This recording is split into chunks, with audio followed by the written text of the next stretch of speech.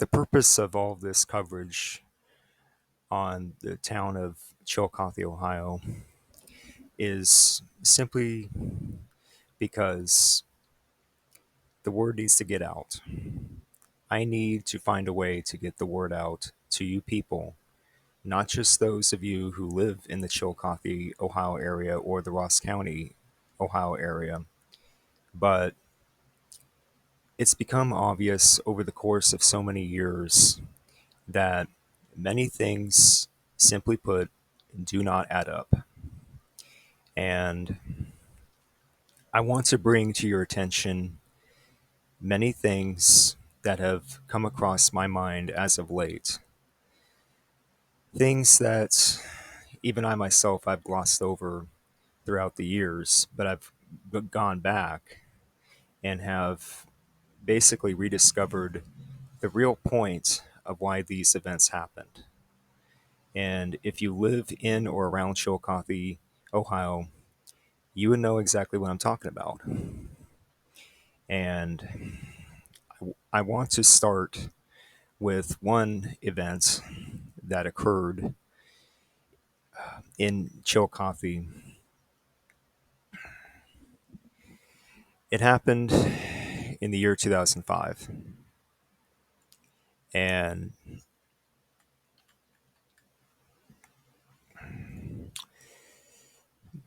many of you people are very aware of this. It happened on April 21st, 2005, when Larry Randolph Cox, a former police officer in the town of Chillicothe, he was supposedly murdered by another person named John Parsons. At least that's what the official story is. At least that's what they're telling you. But here today, in 2024, I'm here to tell you people that you need to start looking into that story again and start questioning it as to whether or not that story was even real. And I know that's going to ruffle some feathers. I know this won't be the first time I ruffle feathers with that, but when it comes to the story of Larry Cox and John Parsons,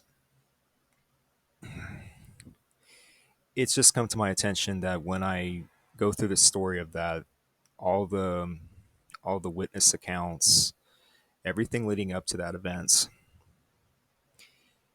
I've noticed some really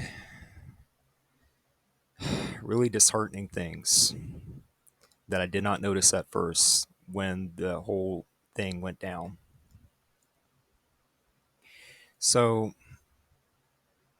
the official story, as they call it, the media, I mean, they say that on the night of April 21st, 2005, Larry Cox was in pursuit of John Parsons. He chased John down an alley on High Street in Chillicothe, and then John shot him. Now, not sure if they ever proved that John even had a gun in his hand, or if his fingerprints were even at the scene of the crime. Now, isn't that a very big thing to have proof of what you're claiming? Shouldn't you have actual visual proof of such an event happening? Guys, put two and two together. Was there actual proof? Was there actual videotape footage of this happening? Were there actual photos that captured both Larry Cox and John Parsons in the same vicinity, in the same area? Do you guys have photographic proof of that? Any photographs whatsoever? Why, after about 20 years, have we not seen any such proof? I'm going to tell you why. One reason why. It never happened. There you go. It never happened. Even in the context of 2005, where technology was getting going, you had some things going on with computers. So, really, don't tell me that you could not come up with any video or visual proof of any sort of this event happening. So, and even afterwards, after the whole thing, John Parsons did supposedly escape the jail in Ross County, and he hid out until he was found at a mobile home site in the Chillicothe area. So you have to pause and ask yourself, if John Parsons was truly guilty of what he supposedly did, then why did he stick around? Why didn't he tuck tail and run? Why didn't he go across the country somewhere to like California or Washington or even Texas? Why did he stay in Chillicothe? Just certain things that you got to start lining up when you read this story again. You know, back to a anonymous witness um, testimony, which isn't official. You'll never hear it on the news or anything, but I can break this story for you. Now, this anonymous witness said the following here. Sean Darling told me in approximately 2013 that John Parsons, yes, that same John Parsons, was his close friend, meaning Sean Darling's close friend growing up. And those two hung around with each other a lot. They were best friends, fishing together, doing all sorts of, just, safe activities, etc. Sean Darling said that John Parsons would never hurt or kill anybody. John Parsons was just not that kind of person. Sean Darling said he did not believe any of the allegations made against John. And again, about the whole event between Larry and John.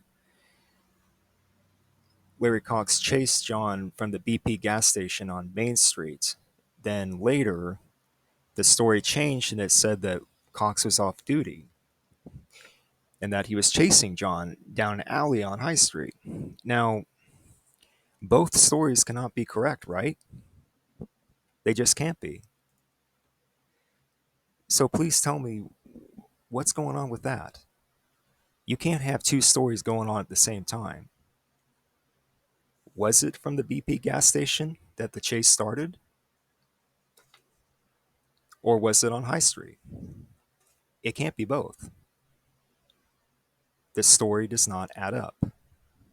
And if the story does not add up, you have to look into it again, even after about 20 years.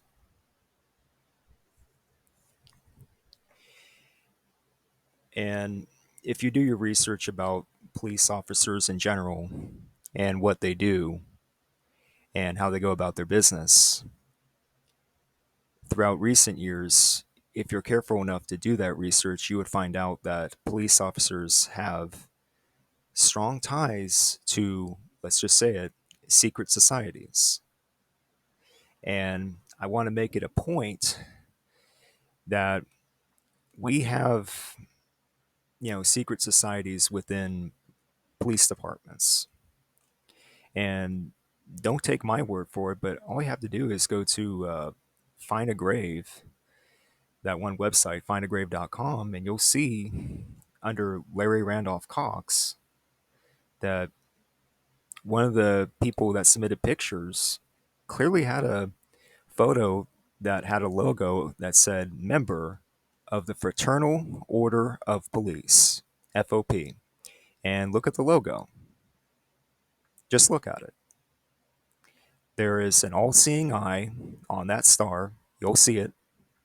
And then you see on the other end there a handshake symbol between two people shaking hands. Now, if you do enough research, you would know that belongs to Freemasonry. So again, don't tell me that the police officers in this entire country don't have their hands in stuff like this.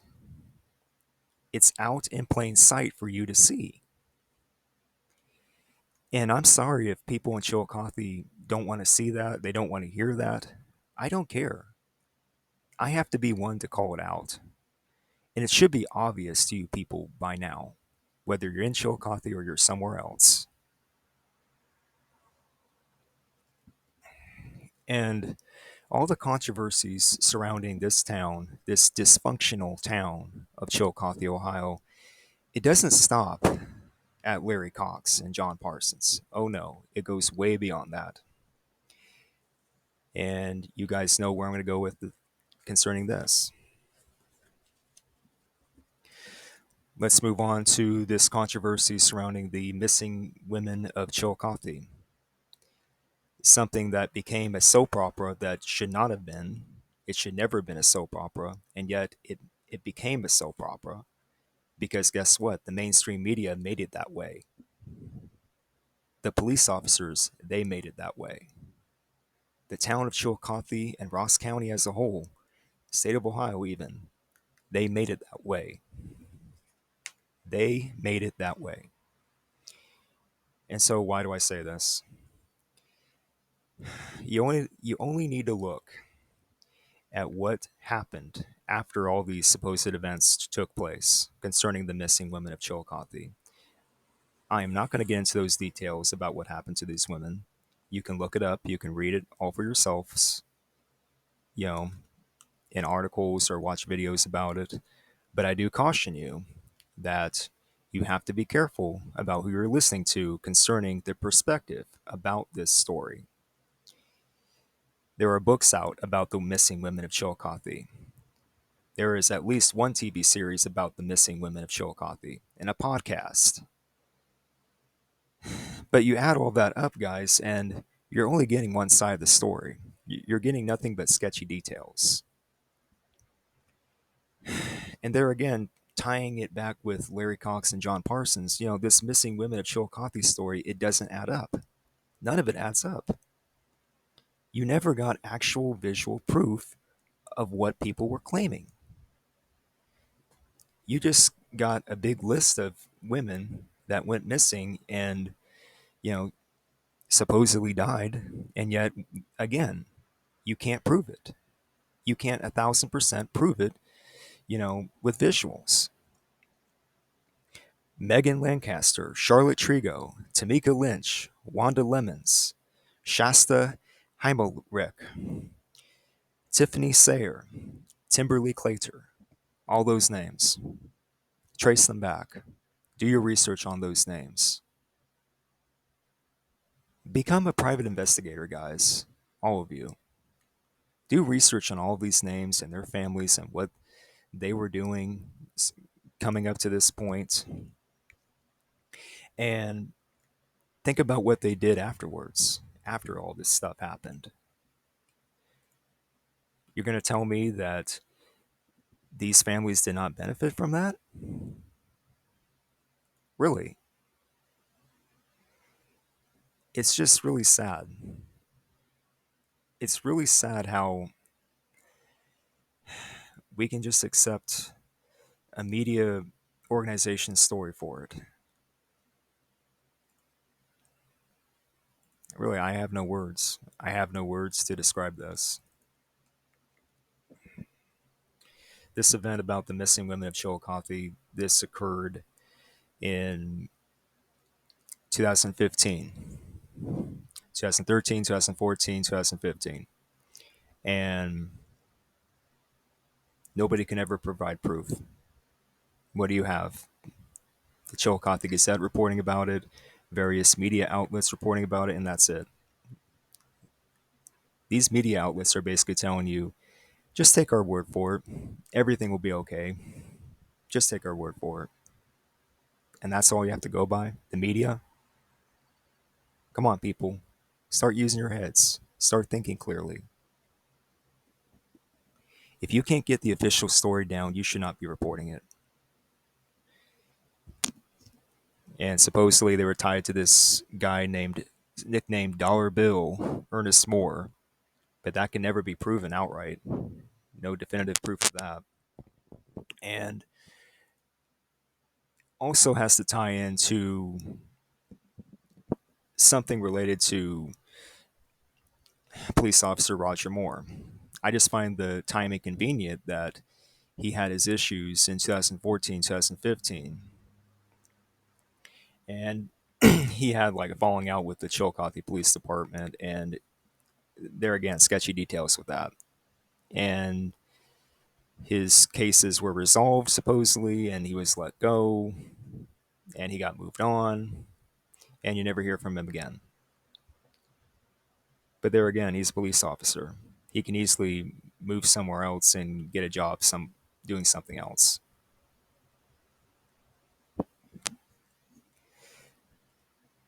You got to do research about people like Roger Moore as well. And if he had anything to do with the missing women of Chillicothe, if that story was even real. I just find the timing of of those two things, rather suspicious. I'm just going to say that. So, yeah, look into Roger Moore as well. I've been doing digging on Roger Moore as well lately. And the story goes that he was seeking unemployment compensation following his firing. And then he got into, massive argument with Chillicothe over that. Very sketchy details concerning his career as a police officer. But I digress. I'm not going to say anything more about that. And then finally, more recently, you know,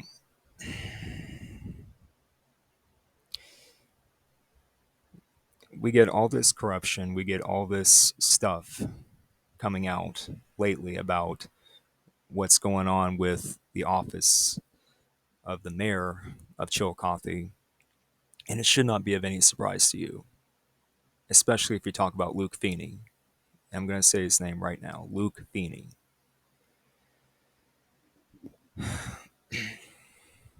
Is it any surprise that our politicians, whether it's in local government or in the federal government, is it any surprise that they do drugs while on the job, that they snort up cocaine? Okay, I've said it before, I'm going to say it again. It's been reported that Luke Feeney has been snorting up cocaine while in office.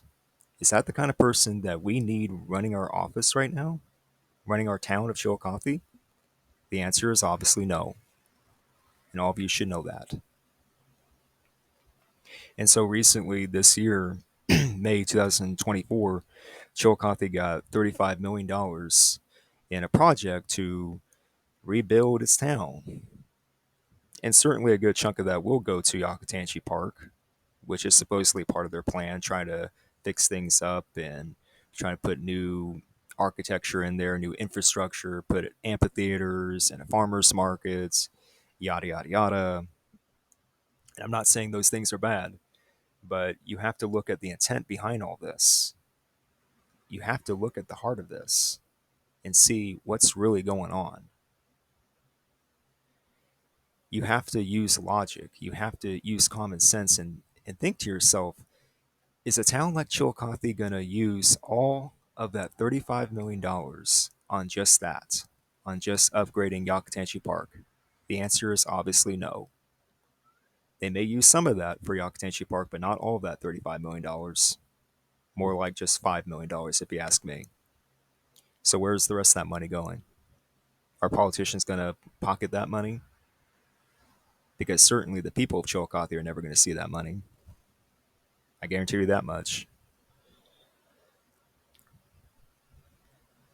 And I mentioned Luke Feeney because he has his ties with the Clinton family, Bill Clinton, Hillary Clinton, all that. You know, Luke Feeney has always been a Democrat. Woohoo for him. And I'm not going to make this a political thing because this isn't. I don't care about politics, so I'm not going at it from that angle. But when you associate yourself with someone like Bill Clinton or Hillary Clinton, you have problems.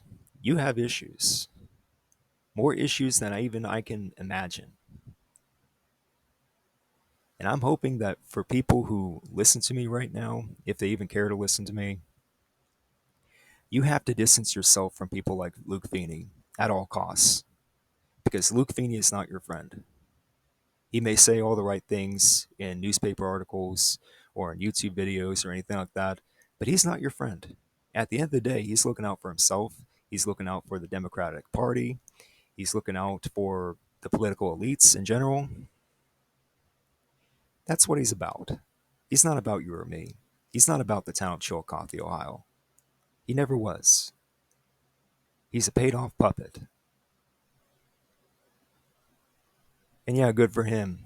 He got reelected, or should I say, reselected, to run the town of Chillicothe because apparently he's the only quote unquote good option we have. I beg to differ.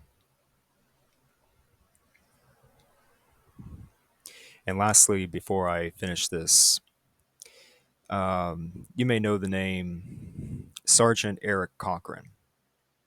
Now, if you live in Chillicothe, Ohio, and you've been, doing research lately on the news locally, you would know that Sergeant Eric Cochran, he was involved in that November 17th, 2022, quote unquote shooting that happened in downtown, the old downtown part of Chillicothe. And afterwards, he supposedly, survived from that shooting, and it led to like an emergency blood drive, which caused controversy in my opinion because the timing of it was really bad. We were just coming off of that one event that started in 2020. I'm not going to say it by name, but having a blood drive in honor of this guy, knowing that health issues were on the rise from certain procedures. I'm speaking in code here. Hope you can figure that one out. It's very fishy. It's very suspicious. And the one thing that the event involving Eric Cochran in late 2022, when he was supposedly shot by some random person in old downtown Chillicothe, is that it pushed a narrative. It pushed a narrative of gun control, of, oh, we need to take your guns, do the gun grab, and all that. Now, look, I'm not into gun collecting or anything like that. I'm not any of these hardcore Second Amendment rallying people groups or anything like that. But you have a right to defend yourself. In general, you have a right to bear arms, and you have a right to defend your turf and your territory. And we have events like this happening in Chillicothe too, where they're pushing a narrative where they don't want you to have guns. They don't want you to protect yourself. They don't want you to defend your home and your territory, and they just want you to listen to them. That's what the issue involving Eric Cochran, the event that happened to him supposedly, that's what it symbolized to me when I go back and read that. So, in summary, when you put all of these things together, and I know that you're probably going to connect the dots concerning all these stories that I just mentioned: politicians, police officers, secret societies, missing people, gun control, health issues, health crisis. I really want you guys to think long and hard about what I'm trying to say here. Because if you don't read between the lines, you're going to miss it, and you're going to miss it easily. It is said by William Shakespeare, all the world is a stage, and everyone has a role to play. Well, I, for one, I'm telling you guys right now, I, for one, am not going to play a role in this, you know, I'm not going to play a role in this in this stage play. I've never been like that, and I never will. As just a common person, it's my responsibility to tell the truth. When I see something that's not right, I have to call it out. And that might make me unpopular with people, but I don't care. What's it to you guys? You know, I have to call it out. You have to call a spade, even if you're going to become unpopular because of it. The truth at some point needs to come out, And the people of Chillicothe have got to wake up and notice that. They have to realize that. Otherwise, whatever's going on in Chillicothe and the surrounding areas, guess what? It's never going to change. Get back to me when they do. You have to have the courage to speak your mind. You have to have the courage to call things out when they're not right. When a story does not line up, you got to call it out. When a politician's doing wrong, you got to call him or her out. When you see unjust things involving the police goes, when that stuff happens, you got to call it out. There is too much turning of a blind eye in Chillicothe, and it has to stop. Just do research. Seek the truth, guys. That's all I got to say.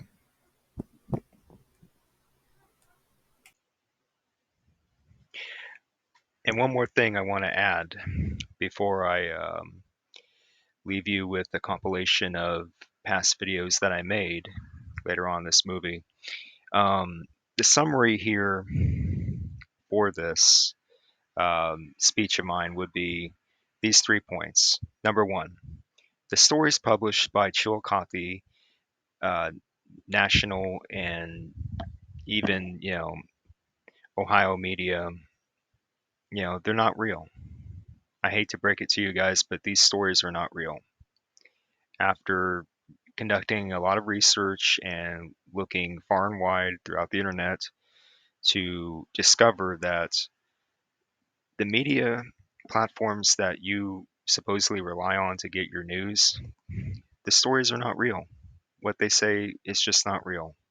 They're fake. These stories are fake. And what I mean by that is that they use paid actors and actresses to play a part, just like I said before with the Shakespeare reference. And as a result, these paid actors and actresses, they go to this witness protection program after the fact so that they can assume a new identity somewhere else. And in this case, when it comes to people like Larry Cox and all the missing women of Chillicothe, even Roger Moore, they just send them off somewhere else so they can be somebody else. That's how it works. All the world is a stage. Well, in that context, that's true because that's how they play it. And secondly, Chillicothe and Ross County, they're using fear as a weapon.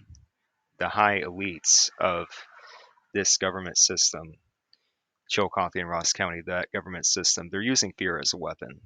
They've been doing it when they put out these kinds of stories. This is part of their bullying tactics of the people. And the question arises, why would they humiliate the people of Chillicothe? Why do all this? Well, one big reason for that is because these political elites want to make Chillicothe a dystopia of sorts. And we're not just talking in the scope of democratic dystopia or anything like that. Again, I'm not a Democrat. I'm not a Republican. You know, people could classify me as an independent, but again, I don't care about politics. The point I'm making here is that they're trying to make it a dystopia when you walk inside the town of Chillicothe, 1984 style. Just go read that thing by George Orwell. That's why I said what I said when I used the term defeatist mentality. This is what the political elites create in people, a defeatist mentality. In other words, they treat us like trash and they try to tell us at the end that all these things are normal. It's not. I hate to break it to you people, but it's not normal. So don't act like it is. And third and lastly, this is a message to the people of Chillicothe. Why I made all this. I'm telling you people right now, help yourselves. Okay?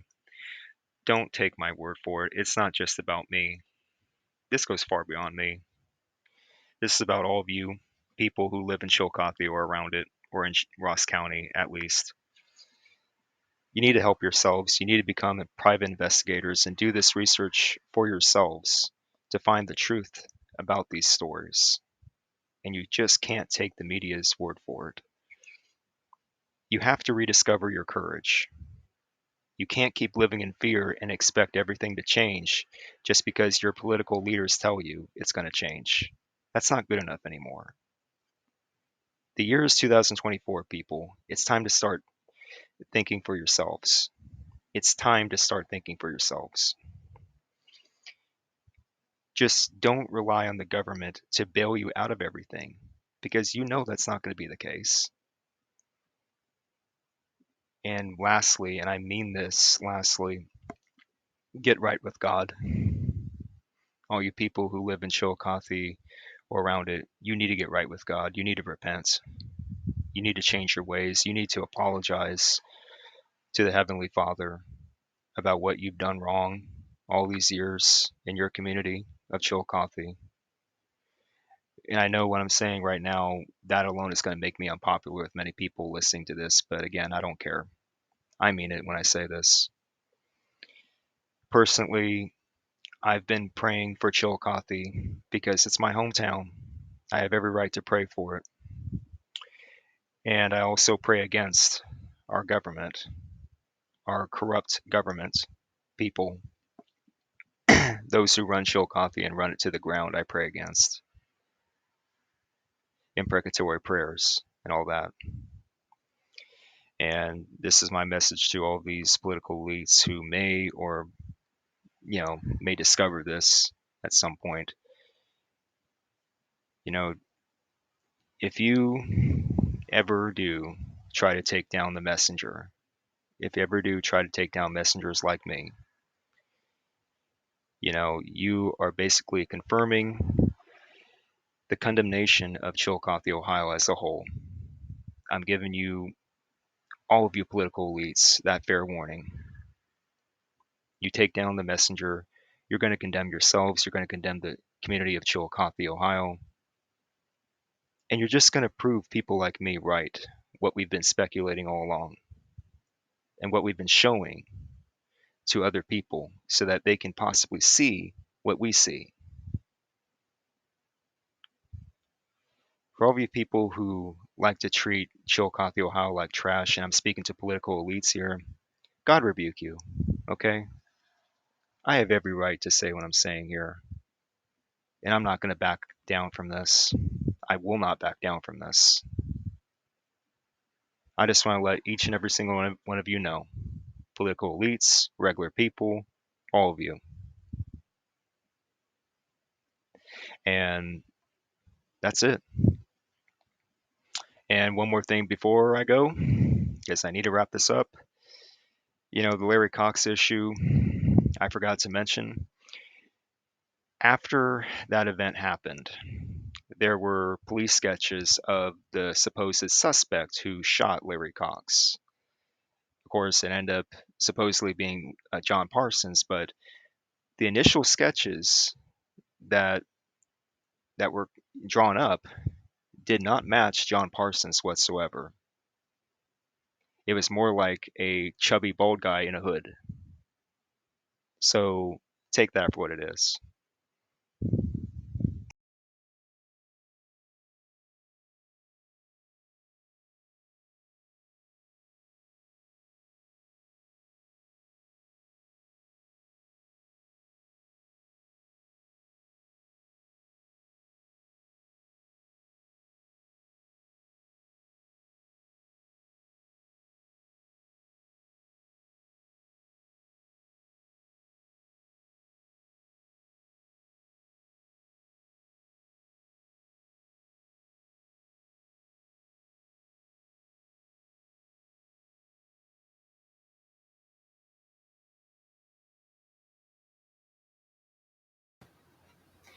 Hello, this is Steven Bitt speaking. Welcome to the STV Castle channel, by the way. I'm going to be doing something a little bit differently here in this video. I'm not going to be talking about my services on this video because this is a different thing altogether. We're going to be talking about briefly, and most likely I'll be talking about this in more depth as we go along here. Um, I want to talk about the place that I normally do business in, and that would be the area of the town of Chillicothe, Ohio. Now, whether or not you guys are up to date about this, I have no idea, but Chillicothe, Ohio does not have a good reputation right now. In recent times, it really has not had any good reputation whatsoever. And there are many good reasons for that. Reasons that are self inflicted by Chillicothe's so called leadership. And I really don't have all the time right now in this video to speak of all that, but I want to talk about something that I believe has been um, really been infecting, for lack of a better term, infecting Chillicothe, Ohio, and I mean mentally. It's what I call a defeatist mentality. Chillicothe, Ohio, as much as I love it for being, the town that I grew up in and the town that I still do business in to run errands and stuff, um, I realize that Chillicothe is just it's really downtrodden, and I believe it's on purpose. It suffers from a defeatist mentality because there's so many things working against it right from the start.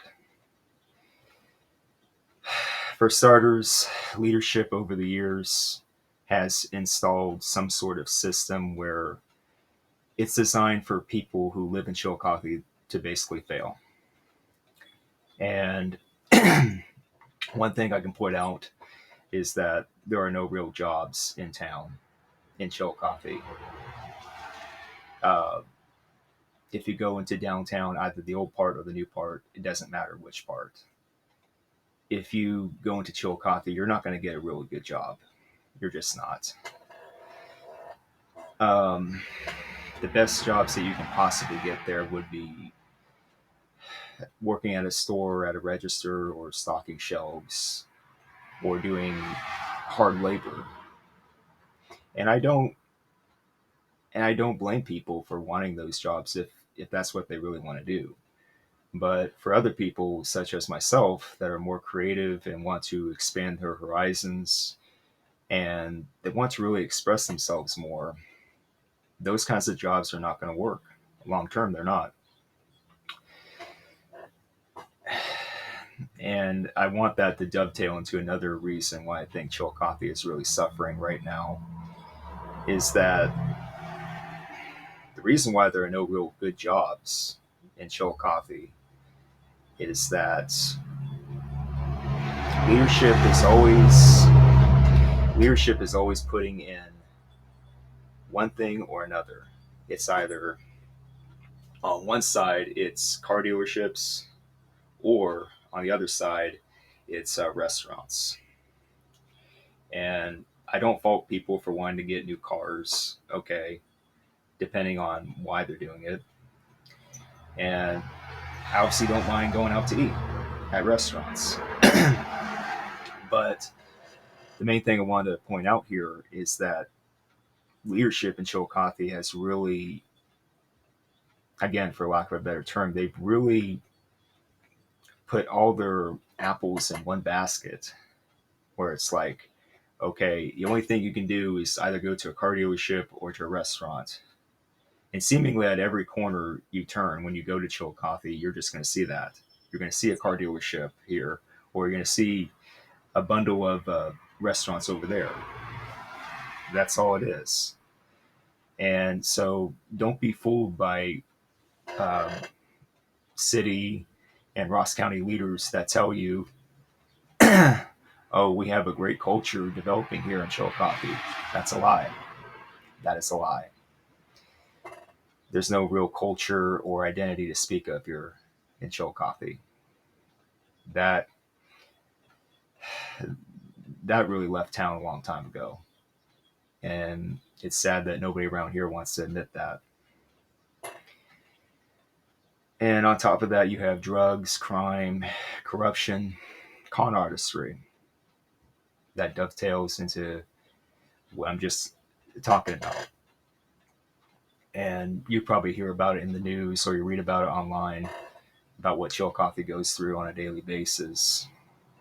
Some of it accurate and some of it not. But it's really a system where it's set up to fail. It's set up for people to fail and it's set up for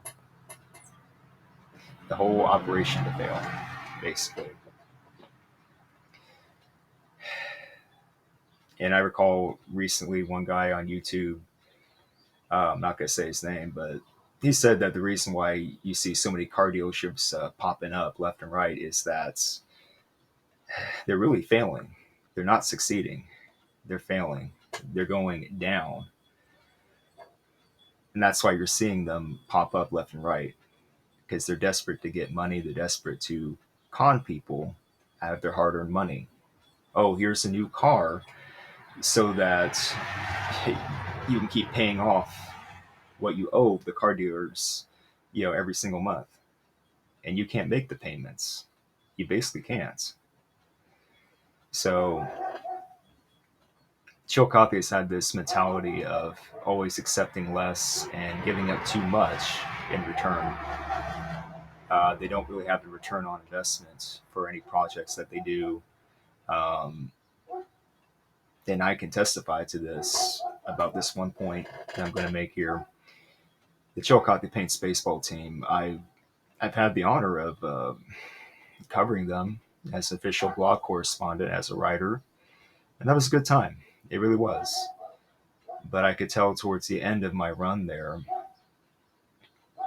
as specifically 2008, um, where I noticed certain things happening in and around the city of Chillicothe that just didn't sit right with me.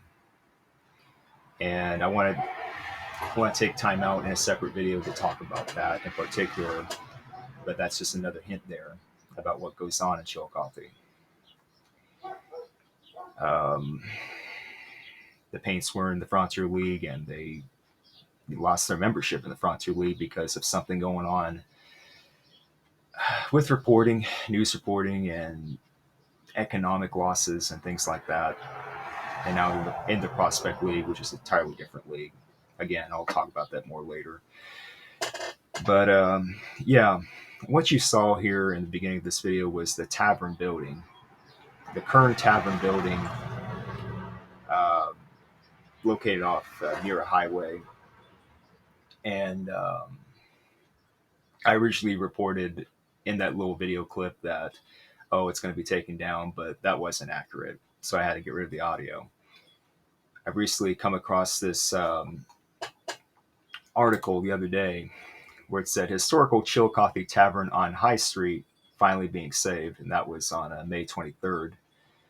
And it just goes on here about how Joe Sharp uh, bought the property and how he's going to restore it, which is a good thing because we need to preserve our old buildings.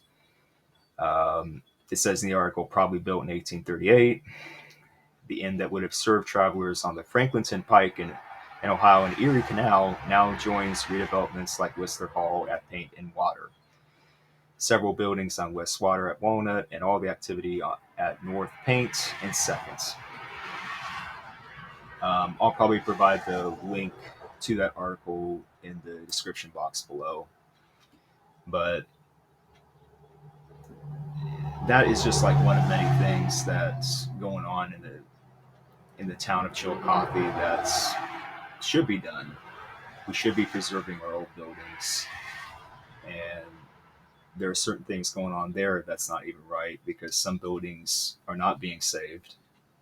Thankfully, that current tavern building you just saw at the beginning of this video, it is going to be saved apparently. It's going to be made into like an Airbnb or some sort of livable thing starting in fall of this year, which is good. But I do believe the truth of it all here in Chillicothe, Ohio, is that there's just not much to do. People are not given much at all to do around here. And that's why they resort to doing things like drugs and alcohol, or just doing crime in general, stealing stuff. I mean, it's really bad. I mean, really, I just really think that it's going to take more than one video here for me to explain how messed up this town is. And I just believe at this point in time, the truth needs to be told about Chillicothe and what's really going on around here, and not exactly what you hear in mainstream media, if I can just put it that way. There's a defeatist mentality going on around here, and it needs to stop. And I'm hoping that people who use YouTube around here in Chillicothe, South Central Ohio, and if they come across this video, I'm hoping they'll speak up. And this video is really directed towards them. If you live in Chillicothe or you used to live in Chillicothe and you stumble across this video, I want to hear your opinion.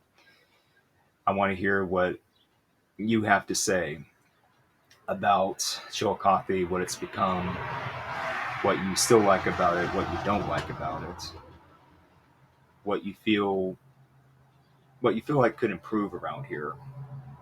And I do believe so-called leadership needs to be questioned around here. I'm not going to name any names. I'm not going to be that specific. But certain people who are in positions of power around here should not be. I'm just going to put it that way.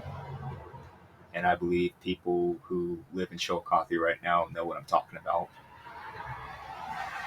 And we need things to get going around here. And honestly, I'm not confident that our current leadership will ever do that. They haven't done it in decades. And I'm not going to hold my breath about that. So, yeah, so the current tavern building, it's great that it's going to be preserved. I'm happy about that. But it's just sad that it had to come down to that. It had to come down to someone like Joe Sharp buying it and finally saving it. Otherwise, it would be bulldozed. It's just sad. So be on the lookout for another video or two or more about Chillicothe, Ohio as time goes on here. You're watching the STV Castle channel. And if you like what you see here, please subscribe and just provide a comment. If you like what you see, just provide a like. Thank you.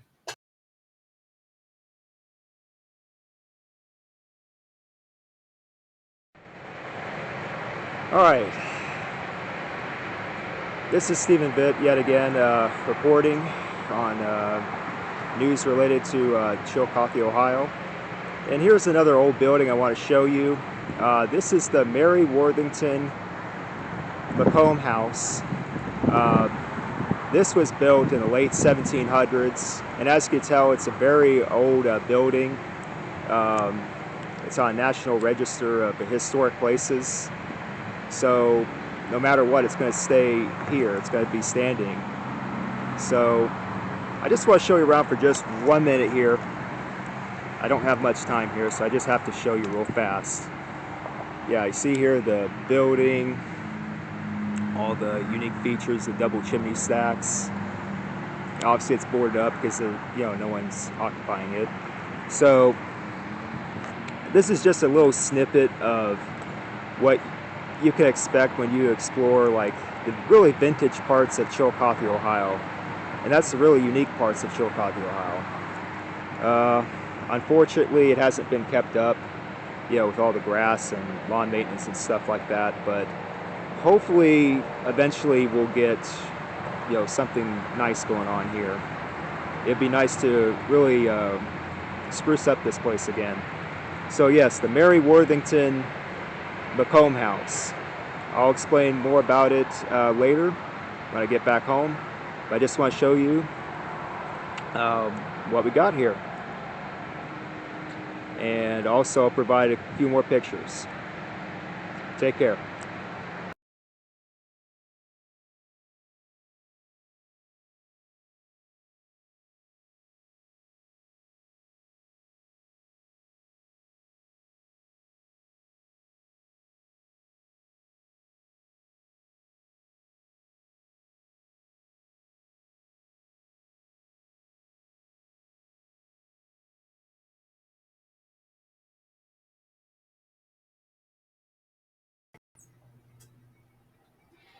Hello, everybody, and welcome back to STV Castle, and welcome back to this newly confirmed ongoing series about Chillicothe, Ohio.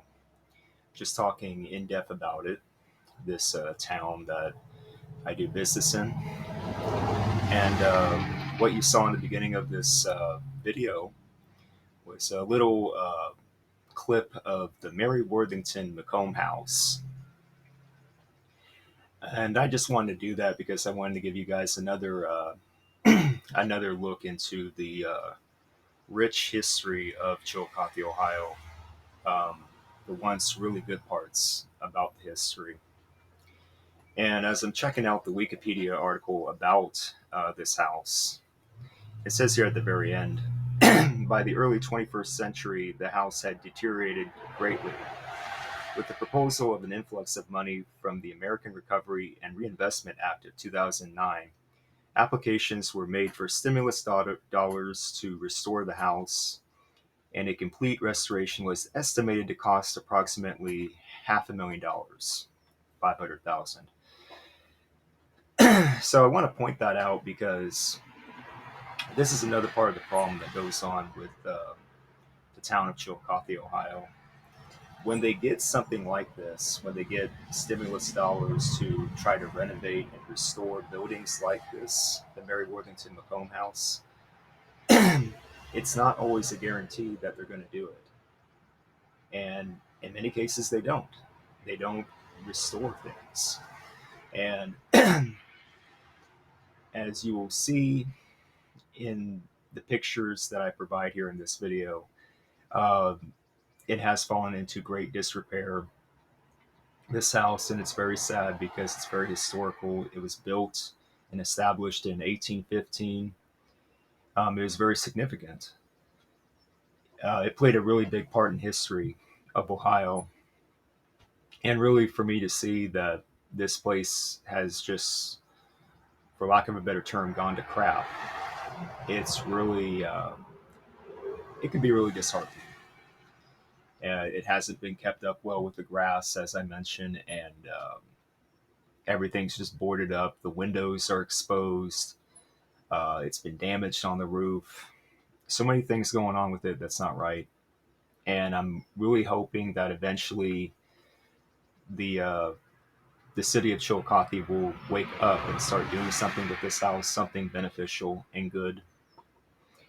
And I just really want that to dovetail into more of a discussion about Chillicothe, um, a continuation, if you will, of what I mentioned in the last video about Chillicothe, Ohio. Um, the foundation of this city. I mentioned it in the first video, but I'm going to mention it in more depth here. The foundation of the city is not there. I can tell you right now, for everyone watching this video, the foundation of Chillicothe is not there. And it's certainly not a good foundation. I have to ask about the foundation of Chillicothe, Ohio. What is it? What's it about? Where is it? Um, is that foundation strong?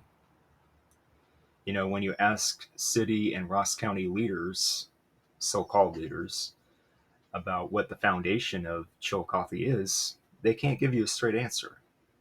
They'll give you the runaround. They'll give you bits and pieces of things. They'll give you like factoids and things like that, but they won't give you a straight up answer as to what the foundation is. You look around you, and when you go into Chillicothe, it's very downtrodden, like I said. Many empty buildings that should not be empty. They could be occupied by people, whether for residences or for businesses, and nothing's being done to it. Either people can't afford to acquire those buildings or they don't want to. Either way, it's not right. You know, I also have to ask, what's the culture? What is really the culture in Chillicothe? What is the identity? And supposed leaders of this area, they always use that excuse of, oh, we're building a culture with the restaurants and the car dealerships, which I'm not going to go into again because I've already done that. But they always use that as an excuse. They're always stacking things on top of each other and expecting it to work.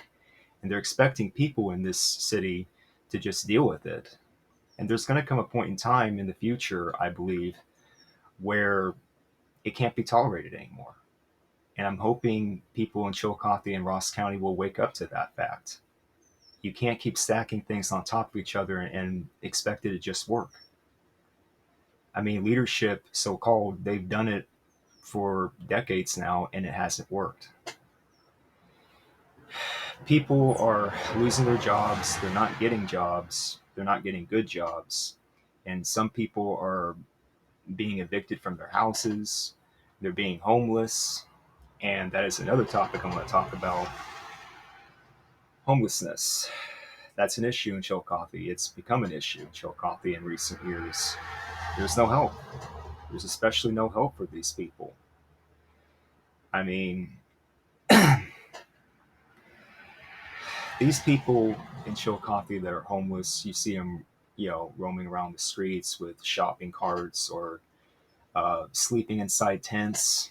You know the whole thing. And for people watch this video that are in areas that have homelessness, and specifically maybe the Bay Area, California, maybe talking to you guys too, you know what I'm talking about.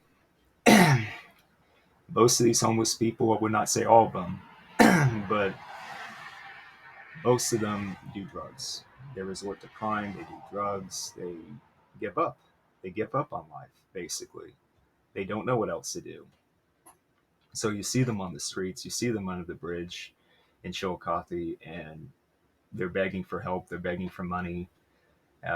They try to get shelter, but they can't find it. It's a big problem. And it's a big problem that I don't expect to see addressed by this so called leadership. I'm just being honest.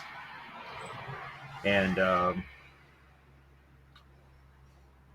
I also wish that people in Chillicothe would take better care of the disabled, whether it's elderly people going through dementia or Alzheimer's or just disabled people in general. Like this one guy I tried to help recently.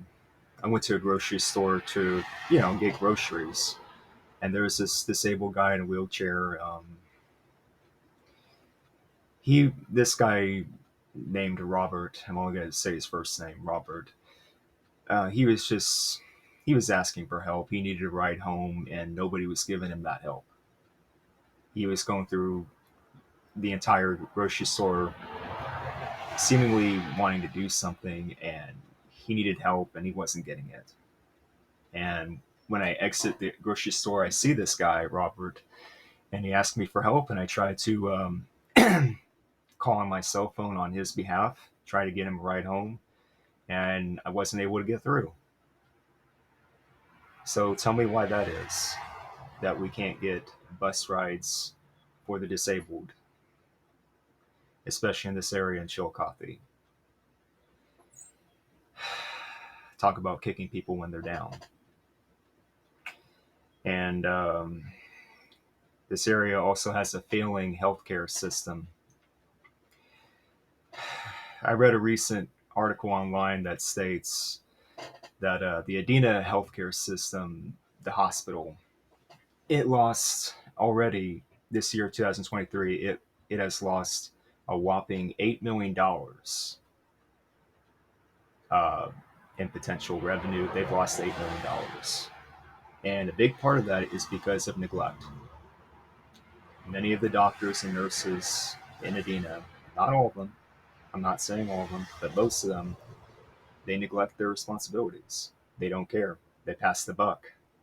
They want to make extra money for themselves, and they don't want to take out time to help people when they really need it. It's like they'll schedule things way out in advance, expecting patients to wait 4, 5, or 6 months just to get the health care that they need. It's not right. It's inconsistent, it's neglectful, and I believe it's disrespectful. That's just how I feel. And I really want to paint a picture here about Chillicothe, Ohio, what this city, what this town is going through. I really want to give you guys an idea of what people like me are dealing with on a daily basis.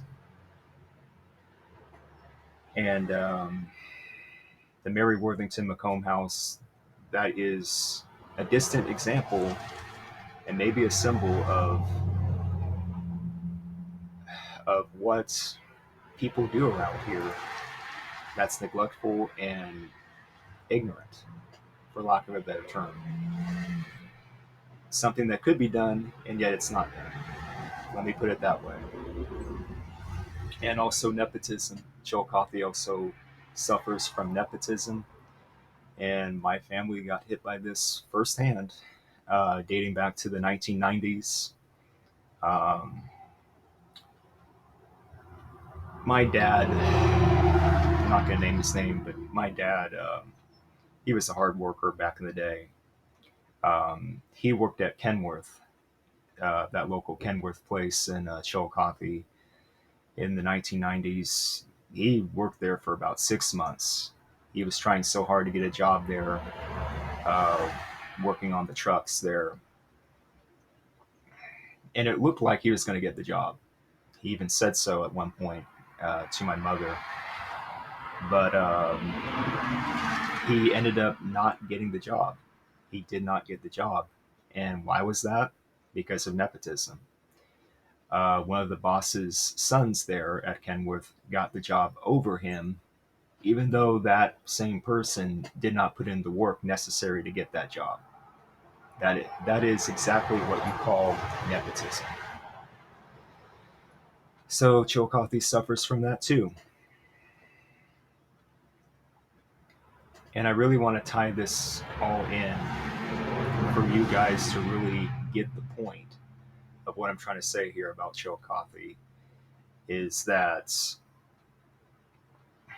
we not only have a defeatist mentality going on around here, but we have a community that's being pretty much governed by fear.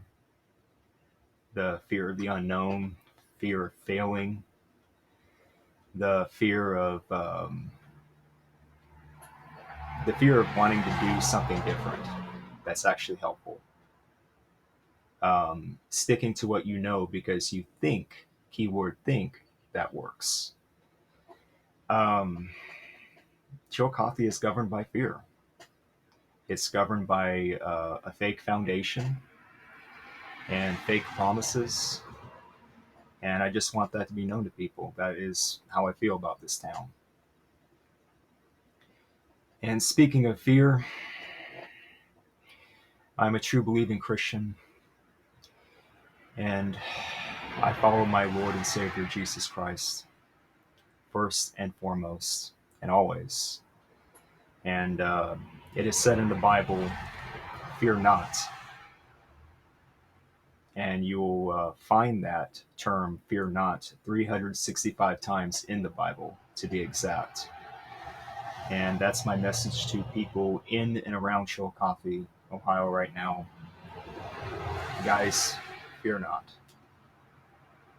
You are told in the Bible to fear not. So, what are you doing being governed by fear? That's my question to you. And I also just want to finish with a Bible verse, since since we're on that. I want to take you guys to the Gospel of Mark, chapter 3, verses 24 and 25 in particular. And I'll post it again here at the end of this video. For if a kingdom be divided against itself, that kingdom cannot stand. Verse 25. Or if a house be divided against itself, that house cannot continue. Now, let those words sink in. Take in the true meaning of those words, guys. When you go to Chillicothe, Ohio, and you search through the streets and you see these homeless people, you see these disabled people, you see these empty buildings, you see the foundation, or lack thereof, for what it is, you really have to start asking yourself, these hard questions. Where's the foundation? Where's the culture? Where's the identity? For real, where is it? Where's the true leadership here? And where's the help people are going to get? Not just with healthcare, but with many other things. The people in Chillicothe need to start helping themselves, and they need to stop looking towards certain higher ups, supposed leaders, to do the work for them. Fear not. You're watching STV Castle. Thank you.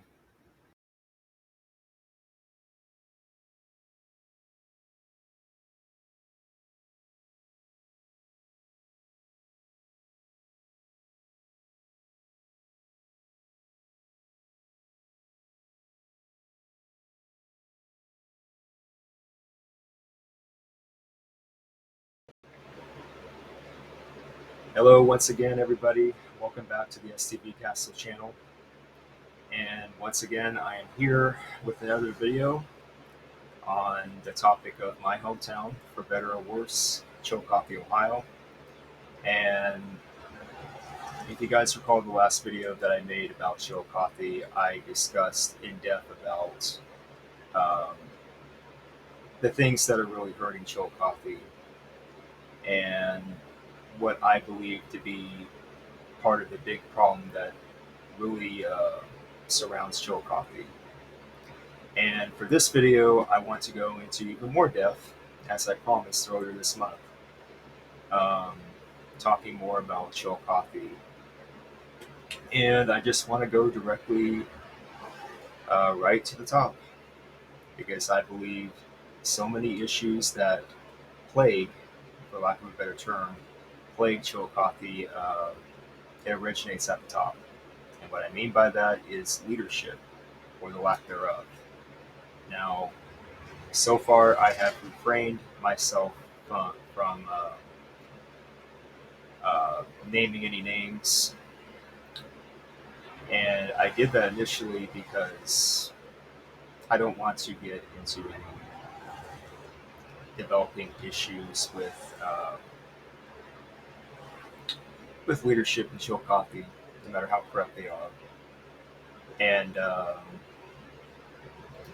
do want to make it clear, though, that my feelings about Chillicothe leadership are real. It's not staged, it's not fake. And the topic of things being staged and fake is something that I'm going to have to talk about very soon here. And I want to go over certain things now. I want to start here with this article that I'm going to read a little bit of. Um, I'm not going to go too much into it, but I just want to give you guys an idea of what I'm going to be talking about. Um, this talks about the Adena health system in Chillicothe, and it's been well documented in recent years how corrupt that place is, the Adena hospital. But I'm not sure people know just how corrupt that area is. The hospital system in general is corrupt, and this article that was posted on June 26th of this year really tells quite a bit of the story about that. So here we go. I'm reading this article here. Adena Health System, a once respected hospital, attempted to deflect attention from mounting reports of sexual misconduct and other troubling incidents within its walls. Earlier this month, a letter signed by a select group of individuals claiming to represent the hospital urged the community to blindly trust Adena while dismissing all reports by media organizations in recent months about the hospital as false. However, a close look at those signatories reveals a deeply disturbing pattern that calls into question Adena's integrity and the actions of its highest ranking officials. And it keeps going on here. One of the signatories is Dr. Anthony Freeman, a current Adena Board of Trustees member and medical practitioner, Freeman, who has been a vocal proponent of dismissing all allegations as baseless, himself has a troubling history of being tied to sexual remarks and misconduct. Court records show he was involved in a lawsuit against Adena, which was settled for an undisclosed sum due to allegations of inappropriate behavior towards women by him. Despite this blemish on his record, Freeman remains employed by Adena and continues to wield influence on the board responsible for crucial decision making. Doesn't that tell you guys enough right there? But wait, there's more. Reading again. The settlement agreement in question implicated four individuals, that's four, including Freeman, Jeff Collins, Dr. Jack Baker, and Eric Purdue. And just goes more into what they say about those guys, the serious allegations. Let me skip ahead here. Dr. Ben Trotter, an Adena employee and the county coroner, also signed the letter earlier this month. He is now under scrutiny for his behavior towards a grieving family. Disturbing images have emerged that depict Trotter engaged in actions that can only be described as deeply disrespectful and callous. Trotter is also the key witness into a political meddling lawsuit involving Democratic Chillicothe Mayor, and I am going to say his name at this point, Democratic Chillicothe Mayor Luke Feeney, where a city employee was fired by the mayor after the employee tried to enforce zoning laws against fellow Democrat Trotter. Now, understand what I just read to you in that article. We're talking about leadership here. Oh boy, where do I begin?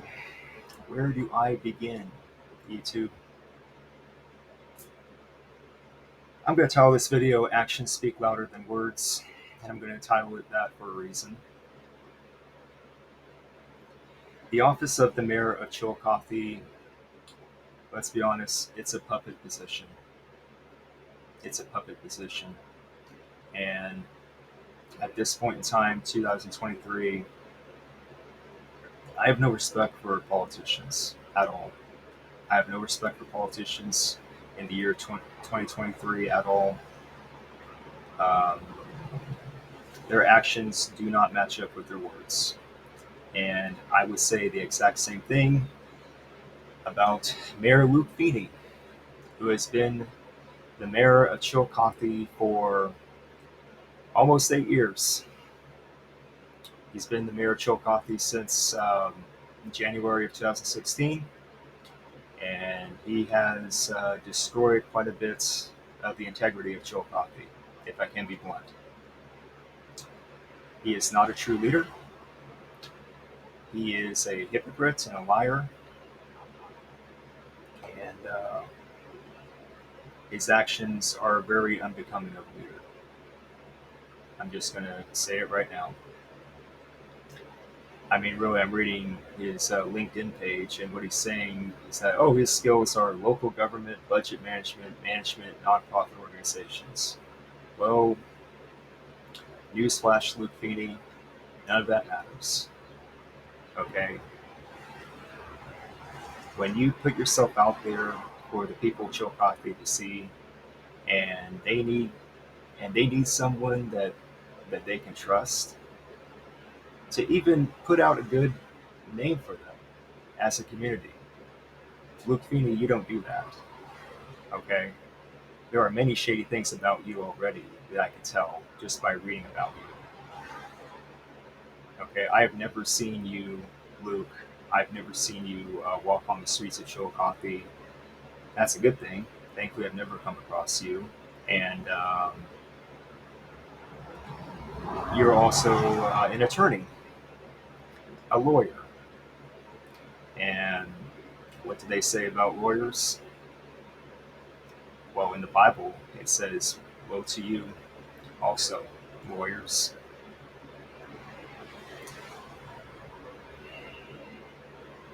I'm very passionate about this, guys, because this is how I truly feel about the town that I do business in.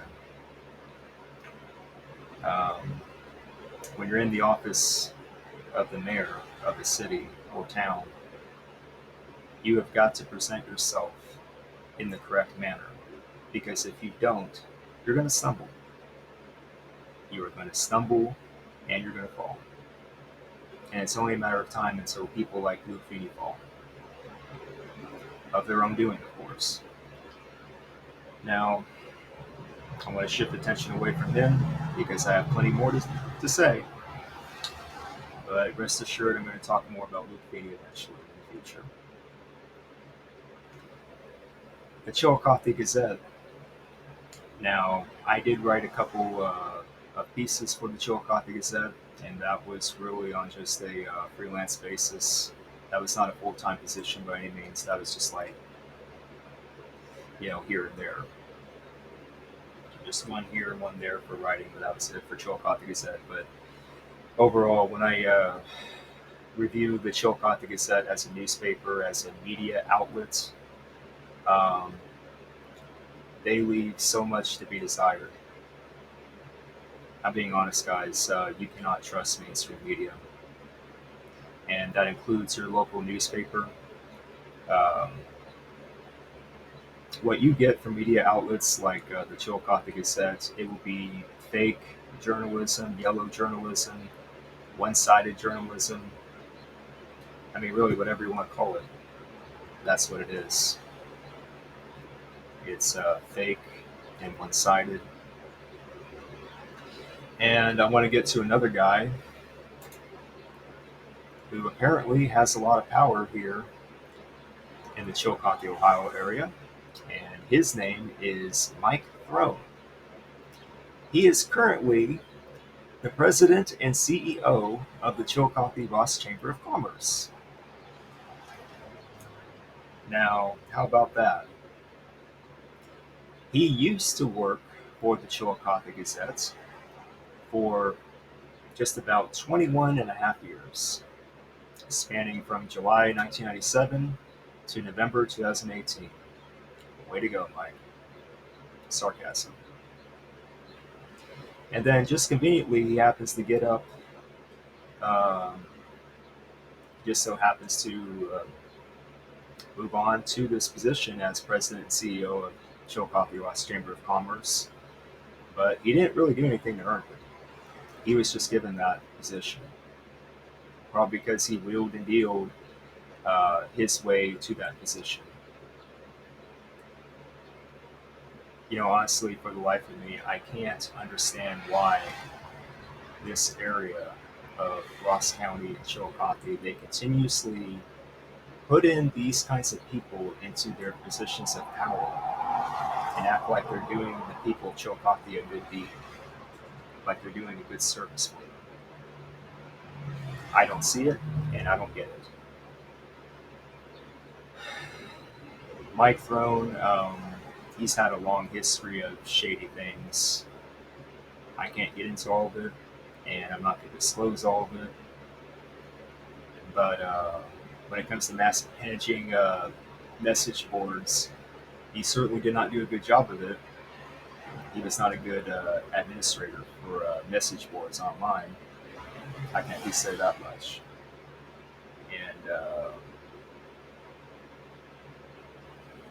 And really, guys, I just have to dovetail into this. These people who take these positions of power in Chillicothe and Ross County, they kick the political football down the field all the time, and they don't get to their desired destination. And that's on purpose because they know that whatever they promise the people of Chillicothe, it's not going to get done. And it's not going to get done the way that the people expect. And like I mentioned earlier about restaurants and car dealerships and empty buildings and homelessness, people doing drugs because they have nothing else to do, all of that, tie that together into one thing. And it's this: these people who are in positions of power in Chillicothe, they do the same thing over and over again for so many years. expecting to get a different result. And what is that, guys? What is the definition of someone trying to do the same exact thing over and over again, expecting to get a different result out of that? Say it with me. That's the definition of insanity. Just look it up. And I want to say one more thing about one more guy who I've gotten to know, at least through a phone call. And that was many years ago. I've only had one phone call with him, and I don't wish to have another one with him.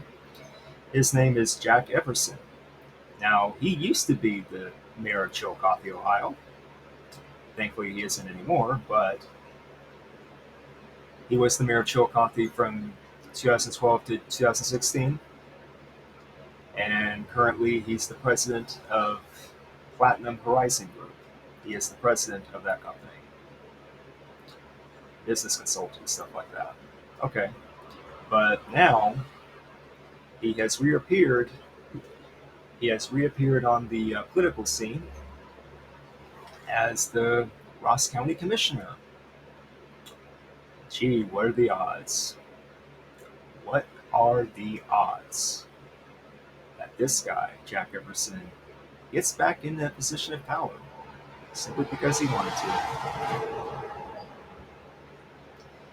You know, guys, I'm just not going to hold anything back anymore. I am going to name names in this video, so watch out.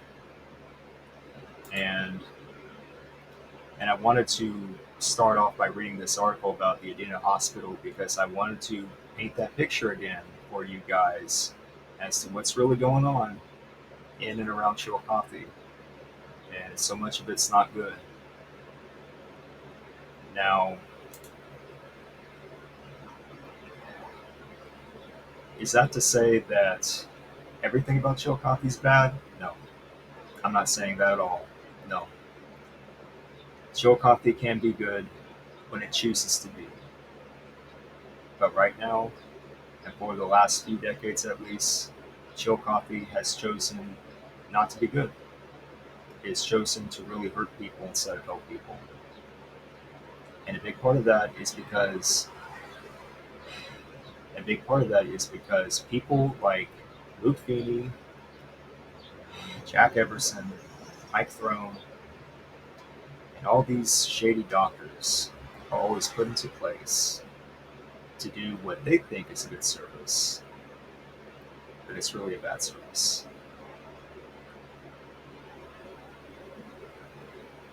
You know, when I look into that camera right now and I'm sharing with you guys how I'm feeling, this is raw emotion, okay? This is real emotion. You're not getting anything fake. You're not getting anything uh, artificial from a YouTube influencer. I put that quote marks. YouTube influencer. You're not getting that. You're getting something that's real. So, actions speak louder than words.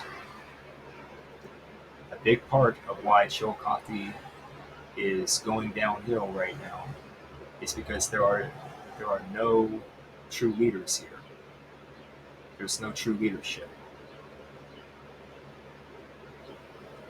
And I challenge any of you, whether viewers of this video right here or people who live in Chillicothe, I challenge any of you to describe to me what a true leader in Chillicothe is and what he or she should be doing in Chillicothe. Because right now, I'm not seeing it, and I haven't seen it for most of my life. I've been in Chillicothe for pretty much all but a few years of my life, so I know exactly what is going on here. There will be more videos on Chillicothe, Ohio on the way very soon. Please leave a comment down below. And if you like what you see, please subscribe if you want to. Thank you.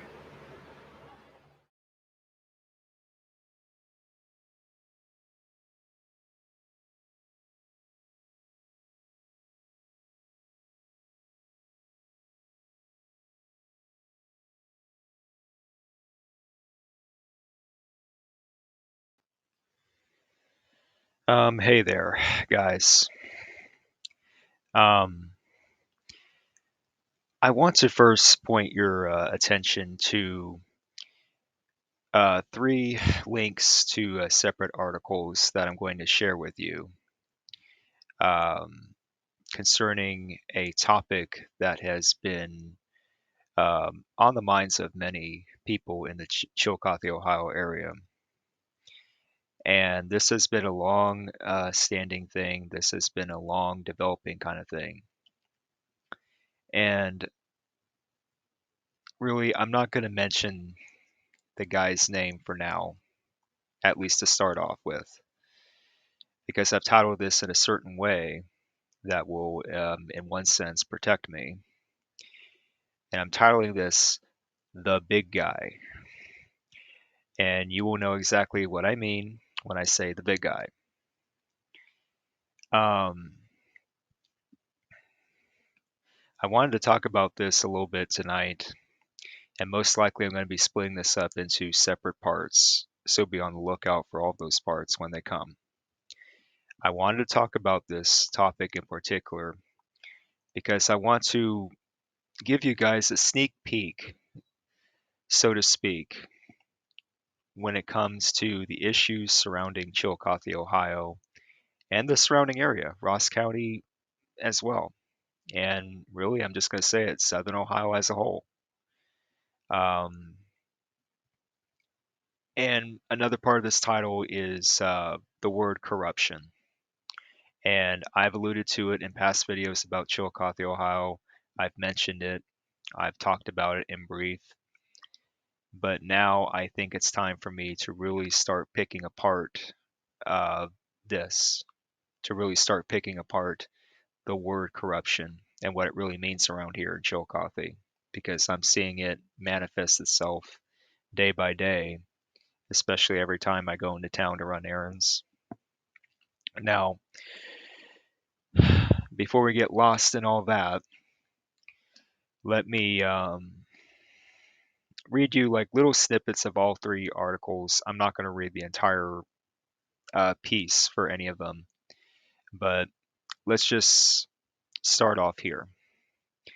And these links are all to articles written in the Scioto Valley Guardian, written by now former editor in chief Derek Myers.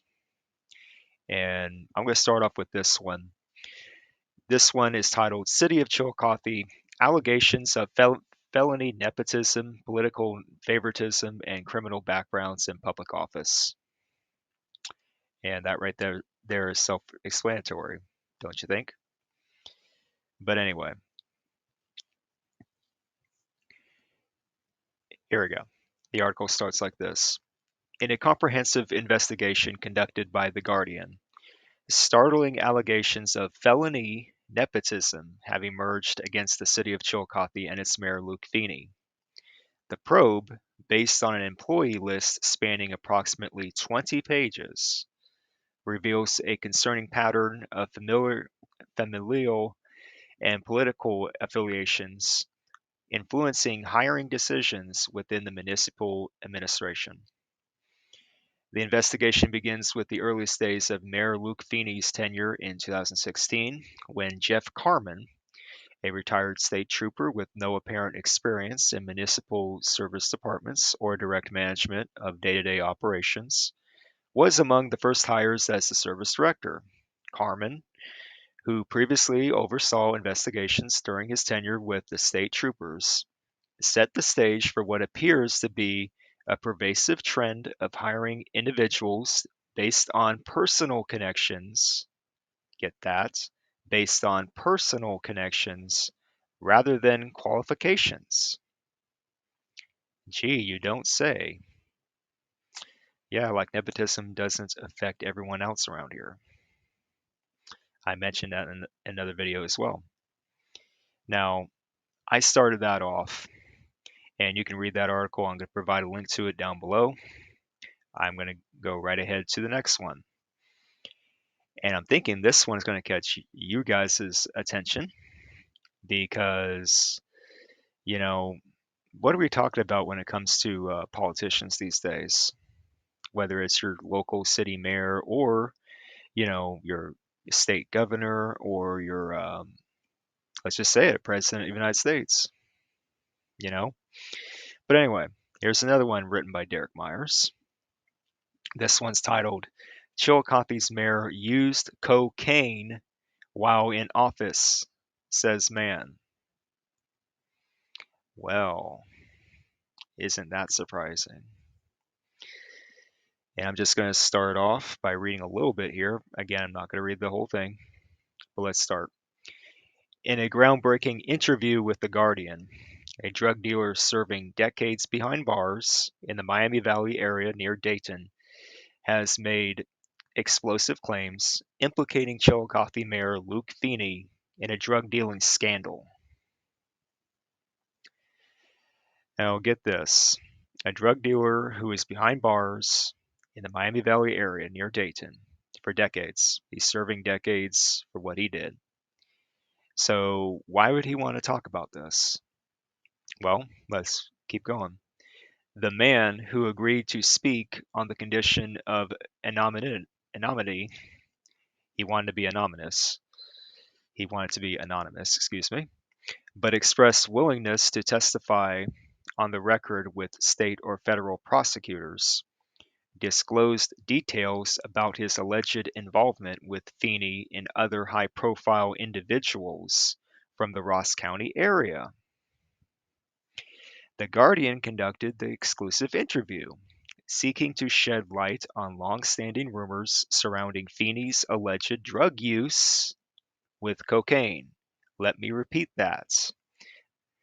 The Guardian conducted the exclusive interview, seeking to shed light on long-standing rumors. Follow me here. Long-standing rumors surrounding Feeney's alleged drug use with cocaine. And we have that in our office now. He recently got reelected. No surprise, he stuffed the ballots and rigged the votes so that he can get back in. Anyone who knows anything about politics in Chillicothe knows what I'm talking about. And I'm staring right at the camera when I'm saying this. Anyway, the drug dealer revealed that he and Feeney allegedly have a history dating back to meetings at the Annex in Yakatanchi Park. And that's the local park, by the way, Yakatanchi Park in Chillicothe. However, when Feeney became a father and sought the office of mayor in 2015, a middleman known as the Runner, with the real first name Gunner, was introduced into their dealings, the man claimed. When asked if Gunner was Gunner Barnes, who is an employee and close confidant of Feeney, who is running for city council himself alongside Feeney's ticket this November, go figure they won it, the man could not confirm. The convicted felon emphasized that Gunner was not the only one involved, citing the existence of several prominent figures in the illicit activities. The Guardian pressed for insights into Feeney's street name. Here we go. The Big Guy. Now you know why I titled this video that. The dealer responded, he went by the name. Let me tell you, the big guy ain't so big when you see him up close. Just follow through with this, guys. Come on. Put two and two together. The interview unfolded with revelations of the broader network involved in drug dealings, including allegations of a judge, a defense lawyer, and Bruce Arnold, now deceased. Arnold, a fellow Democrat like Feeney, died in early 2022 in the middle. Yeah, I'm not going to go there, but yeah. But yeah. Now, Arnold, who is the former president of Chillicothe City Council, yep, had Viagra in his system. Yeah, really, ridiculous stuff going on there. But I'm just going to let you guys read these articles because it's really, jaw dropping. It's really, you know, it's really, shocking to say the least when you read this stuff, and it's just something that just doesn't jive with me. It doesn't make me feel good about where this city of Chillicothe is headed. And one more thing, this last article I got to get to. Feeney's war chest swells with out of town support. Preston and Barry maintain fiscal discipline. And that's neither here nor there now because Feeney got back in by, you know, by the way of the crooked deal. He got back in. And anyway, this article just goes to talk about, the final sprint towards Chillicothe's mayor race, you know, which we know what happened. But what this basically tells you about guys in this article, this last one, is that how much of a war chest Luke Feeney really has, how much financial backing he has to do what he does or to do what he doesn't do. And it's very staggering. You know, he has thousands and thousands of dollars backing him up. Um, he's had like $20,000 or more just infused into his campaign, you know, just really. Whereas the other candidates for mayor, they were like, more disciplined, if you can call it that. They didn't, they did not put in as nearly as much money. Feeney has deployed his financial resources. I'm reading the article now, allocating a significant portion towards advertising. Expenditures include $12,500 for digital advertising, 8,200 on radio spots, and substantial amounts on signs, shirts, and literature, of course. As of October's end, Feeney has spent almost $60,000 on his reelection bid, leaving approximately $90,000 in available funds. So you add that all up together, guys, that's $150,000. Do the math. Okay. And really, I can't begin to tell you how slimy this guy is. Okay, we have this guy as our mayor. Okay, I'm really at the point of not holding back anymore concerning this guy, the big guy. You know who I'm talking about at this point. It's Luke Feeney. So, you know,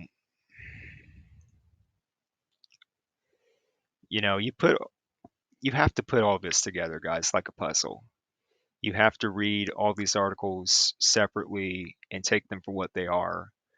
And really, when it comes to this guy behind bars in the Miami Valley area, you have to ask yourself this: why would he make up any of this?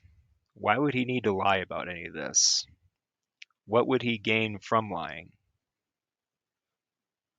You know,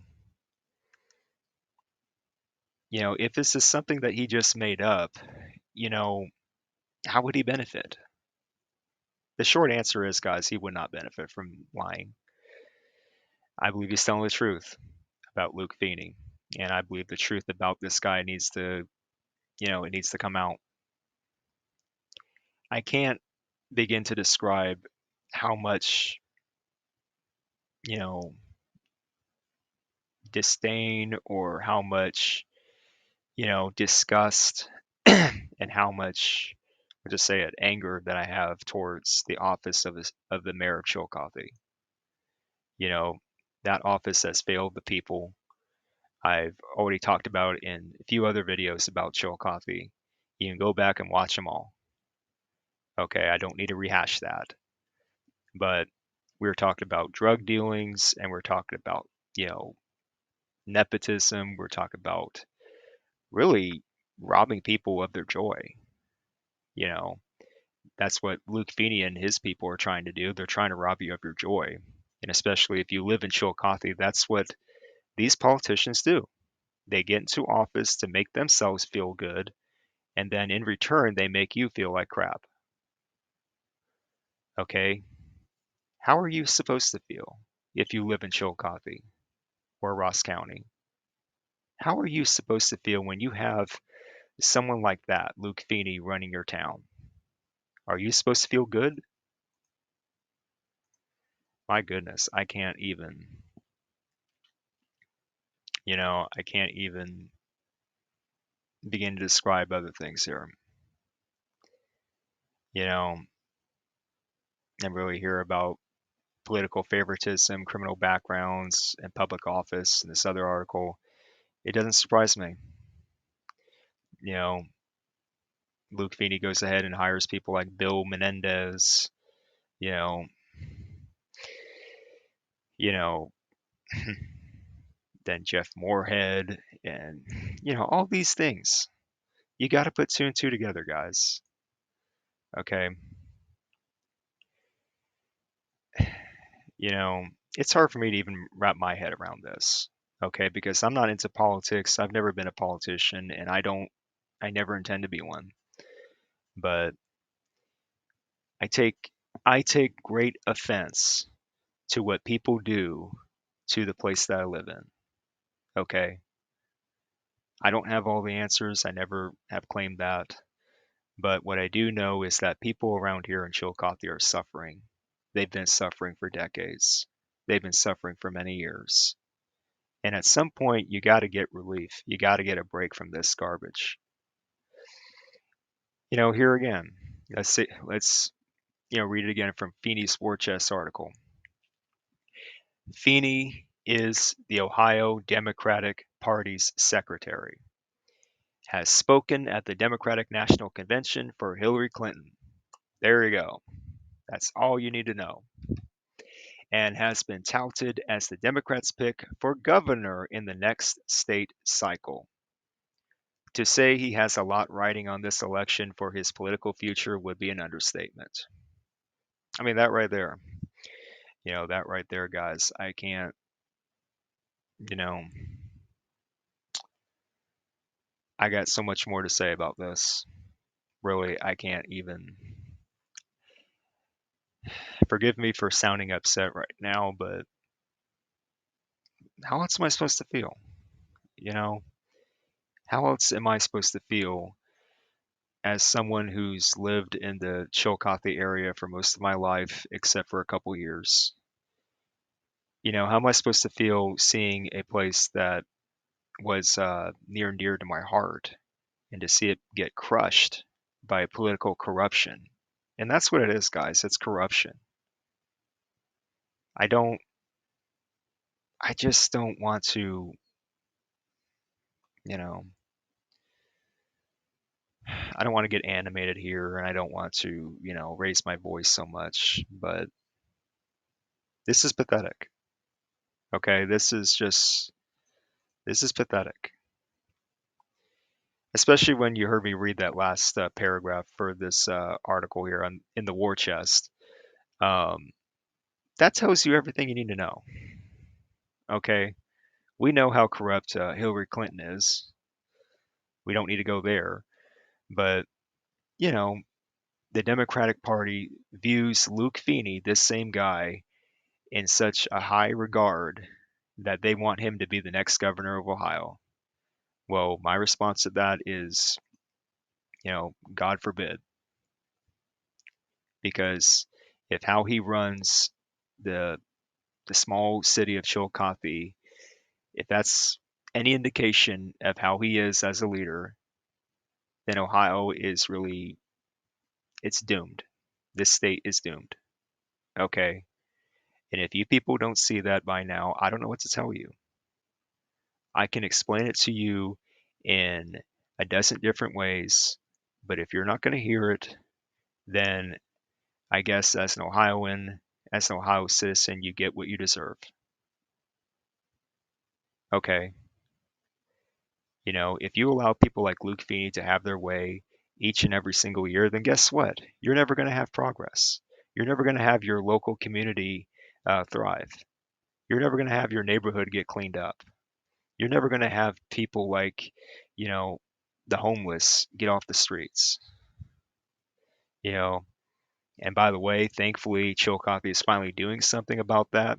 I've heard recent reports that, Chillicothe is starting a new homeless shelter in like this in this place that used to be the home of a lumber company.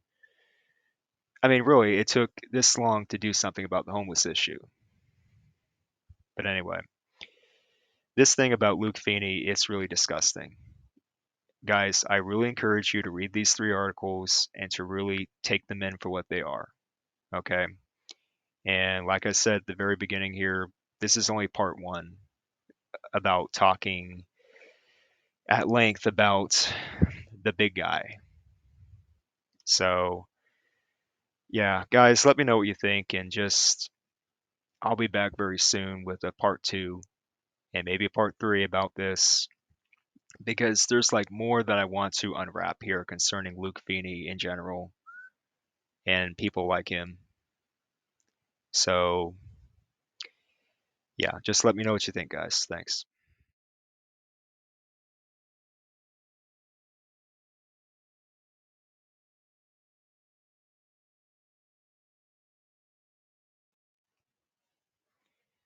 Ye shall know them by their fruits. Do men gather grapes of thorns or figs of thistles? Even so, every good tree bringeth forth good fruit, but a corrupt tree bringeth forth evil fruit. A good tree cannot bring forth evil fruit, neither can a corrupt tree bring forth good fruit. Every tree that bringeth not forth good fruit is hewn down and cast into the fire. Wherefore by their fruits ye shall know them. Not every one that saith unto me, Lord, Lord, shall enter into the kingdom of heaven, but he that doeth the will of my Father which is in heaven. Many will say to me in that day, Lord, Lord, have we not prophesied in thy name, and in thy name have cast out devils, and in thy name done many wonderful works? And then will I profess unto them, I never knew you. Depart from me, ye that work iniquity.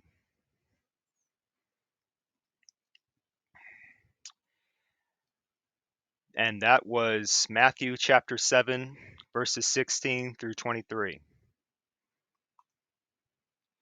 And for those of you wondering why I read those Bible verses, I just want to come out and say it, considering the title of this video. It's about Chillicothe, Ohio again. And recently, the other day, I got a barrage or an onslaught, if you will, of comments basically bashing me, basically telling me that I don't know what I'm talking about. And as I will show you guys later on in this video, I will share with you guys a screenshot of those comments, which I'm going to say it right now, I have already deleted, and I automatically deleted them. And for those of you watching and those of you wondering why I did that, is simply because I can. This is my channel, this is my domain, this is my turf. I have every right to delete any comment that I so choose. And if you don't agree with that, too bad.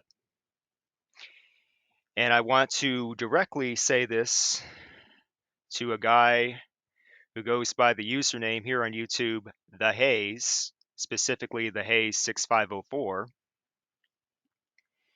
And Haze, if you are watching this right now by any chance, hello once again. You really don't need an introduction at this point, but I'm just going to keep it plain. I'm not going to drag this video on any more than I should.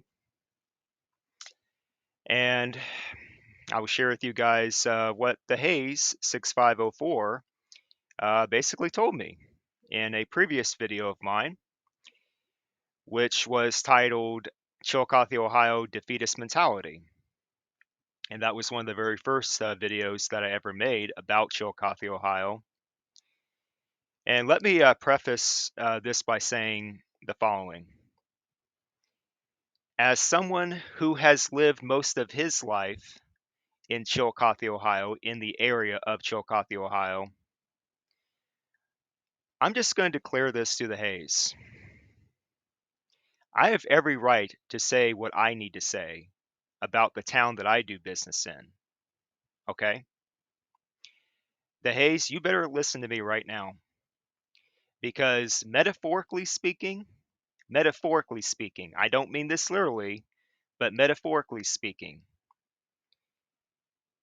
if you push people like me, I guarantee you I'm the type who shoves people back down.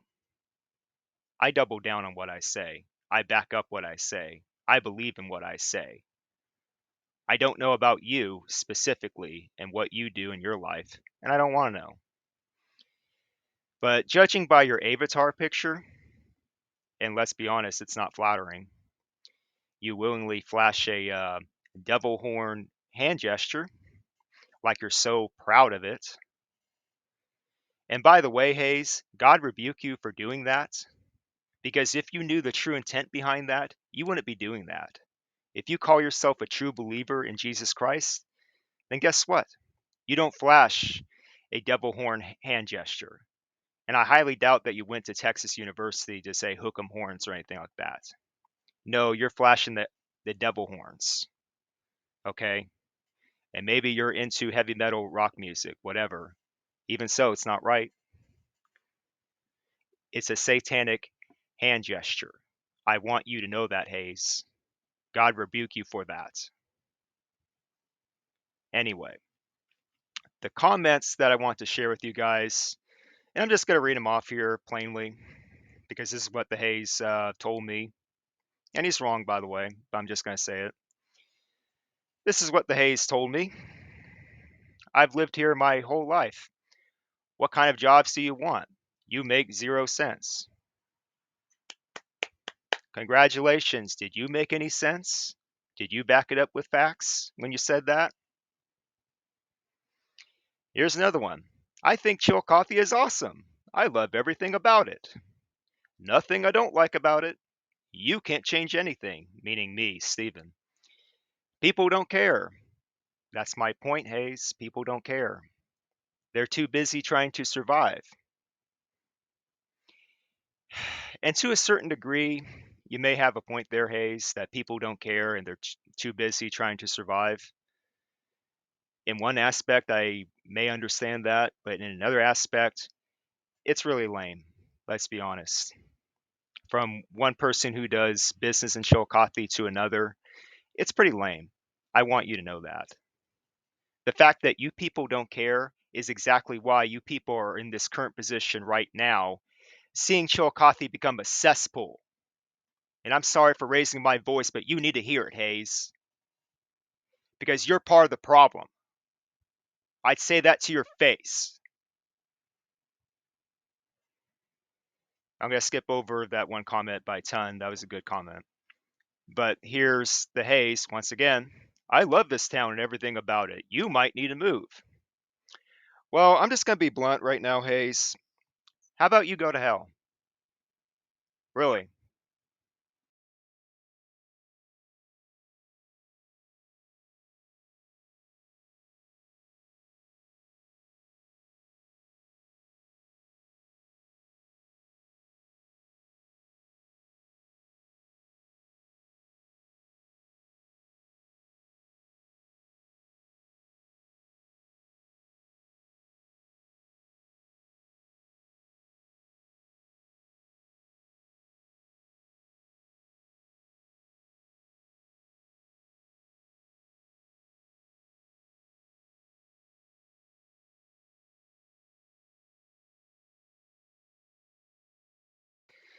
Okay, I got cut off, so I need to retake this. I left off by telling the Hayes, go to hell. And guess what? I mean that. You love this town of Chillicothe and everything about it. And you're telling me that I might need to move. You're telling me, someone who has lived most of his life in Chillicothe, in the Chillicothe area, for every year of his life but 2.5 years, to move. First of all, Hayes, I'm not going anywhere. Do you understand? I'm not leaving. How about you get out of the way? How about you pack your bags and leave Chillicothe? Because sure as hell, you're not doing anything to change anything around here. Like I said, you are part of the problem. You don't change anything. You let people like Luke Feeney, the mayor, run this town so he can snort up cocaine. That's what people like you in the city of Chillicothe are doing. You don't get to tell me what I should do, okay? You have no authority over me, Hayes, okay? If you love this town and everything about it, fine. I'm not saying you shouldn't. If that's what you really believe, that's what you believe. But don't you talk down to me like I don't know anything and basically tell me that I'm out of order. Because I can easily tell you the same thing. You're out of order. Okay? I do my business in town, in Chillicothe, all the time, just like you. You have rights and I have rights. How about you respect my rights? And your last comment here, business doesn't come to Chillicothe, Ohio so they can fail. If there were no money to be made, they would not set up shop. Hayes, look, I never said that businesses don't come to Chillicothe, okay? I'm not saying there's no money to be made, okay? What I am saying, and what I did say back at that DeVitas Mentality video, how about you rewatch it, is that local leaders of Chillicothe are putting their money in all the wrong areas. Do you really think, Hayes, that putting thousands and thousands of restaurants everywhere and putting thousands and thousands of car dealerships everywhere is making Chillicothe look good? Do you think that's giving Chillicothe a positive image? Do you? Do you understand that? Am I making sense to you? And lest we forget, recently Chillicothe, the local leaders, they spent a few $1 million on getting a video board up and running when you pass by the new parts of downtown. Okay, good. They spent money on that. But how about helping the homeless? They didn't do that until recently, finding a homeless shelter. I am sick and I am tired of people like you, Hayes, being blind to all this. Okay? I'm sick and tired of it. And comments like yours represent one big reason why I do what I do, why I have to call it out. Because if I don't tell my side of the story about Chillicothe, Ohio, then guess what? People like you are just going to keep having your way. You people like to have it so, and that's on you. That's your fault. If you don't call out people like Luke Feeney and local leaders in general, then guess what? You get what you deserve.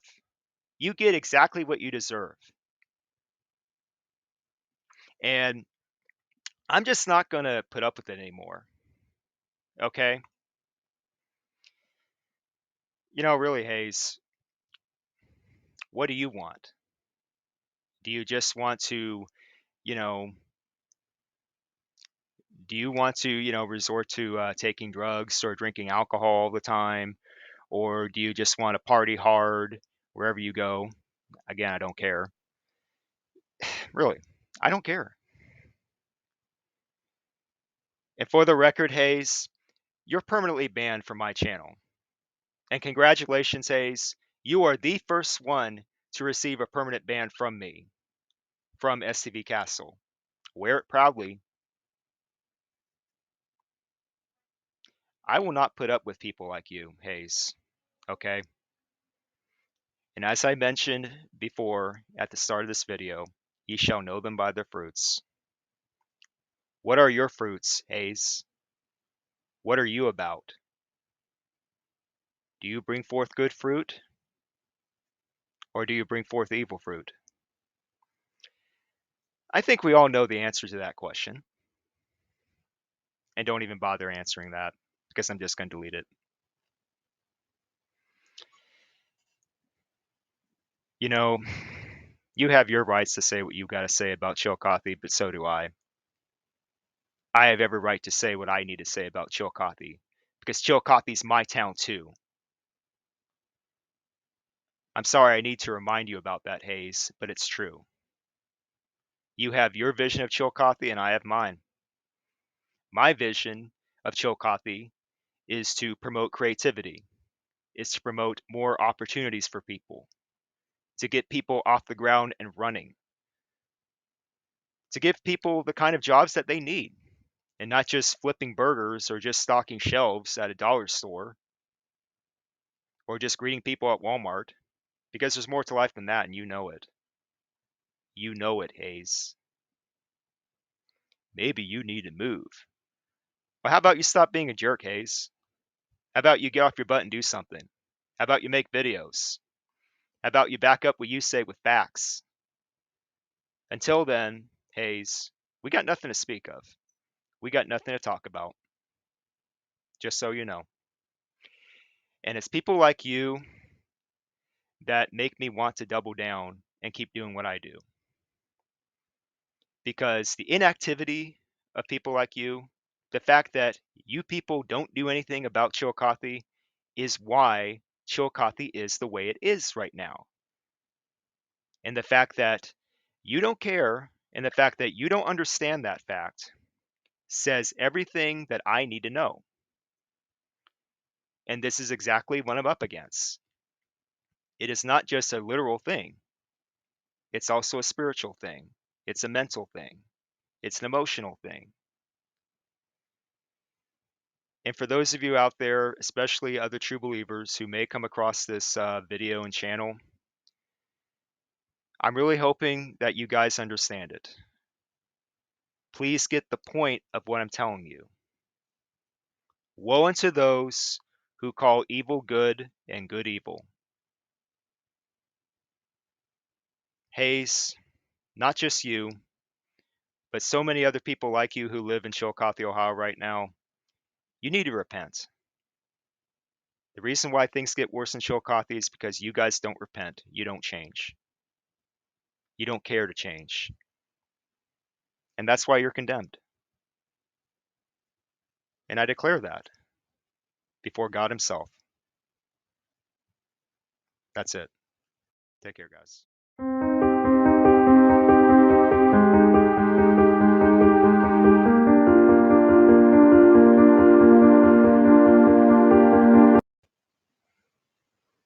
Do you see it now? I repeat, do you see it now? All these times I've been trying to warn you people about what's been going on with this town called Chillicothe, Ohio. Everything that I've been talking about up to this point in my journal entries, so to speak. I've been trying to highlight and illustrate to you what's been going on around here. And obviously, for one reason or another, many people are not listening to me. But maybe this will get your attention.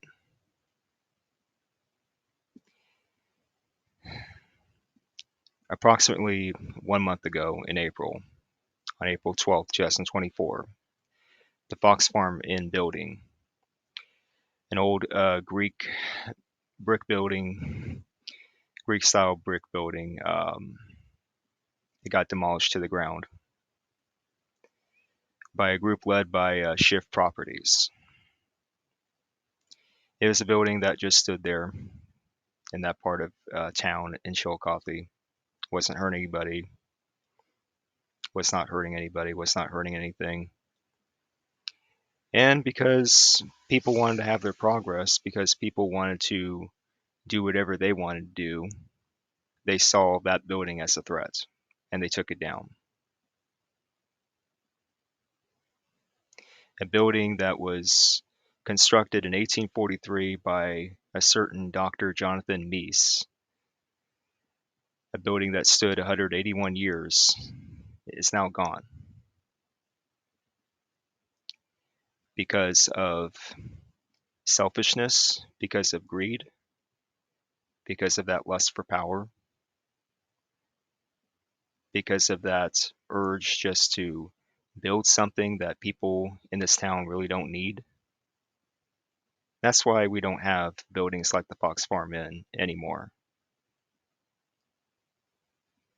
And it's things like this that I've been trying to highlight and illustrate to you guys over time in my other entries about Chillicothe, Ohio, that for one reason or another goes over your heads and you don't want to listen to it. Well, if you go through these articles that have been posted by the Scioto Post, by sciotopost.com, you just read it for yourselves. Don't take my word for it, but just read these articles. And if you care enough to read between the lines, you're going to figure it out quickly what's going on around here. But I do question how much on the up and up you guys are. I respectfully question that. So I urge you people to really read these articles, really read the fine print of this. It says here, Chillicothe's Fox Farm Inn fully demolished Friday, which is April 12th of last month. And I'm just going to give you the gist of what happened here. The historic home on North Bridge Street, best known as the Fox Farm Inn, and recently E.M. Smith Jewelers, was fully reduced to rubble today, meaning on the 12th of April. The front part of the house was standing this morning, but the job was soon completed.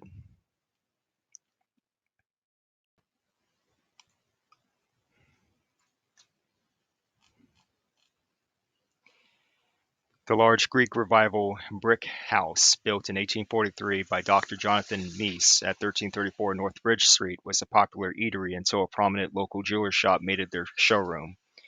A Southern Ohio Preservation Consortium was in contact with the owner, Schiff Properties, who had a demolition permit in February 2024 before the property was transferred from the Norse car dealership in March. Thousands signed a petition in a public effort to convince the Columbus developer to not replace the building with new development. But a week ago, meaning in April, demolition equipment had been delivered to the site. Now it goes on to link to an earlier story on April 1st, which also you can read, that it was like a rallying cry, so to speak, to get signatures going for a petition to prevent this from happening. But of course, that went ignored, did it?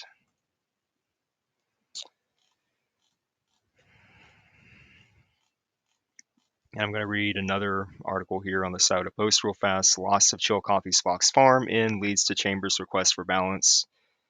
I'm not going to go through the other parts of this, but I'm going to leave it up to you guys to read that. But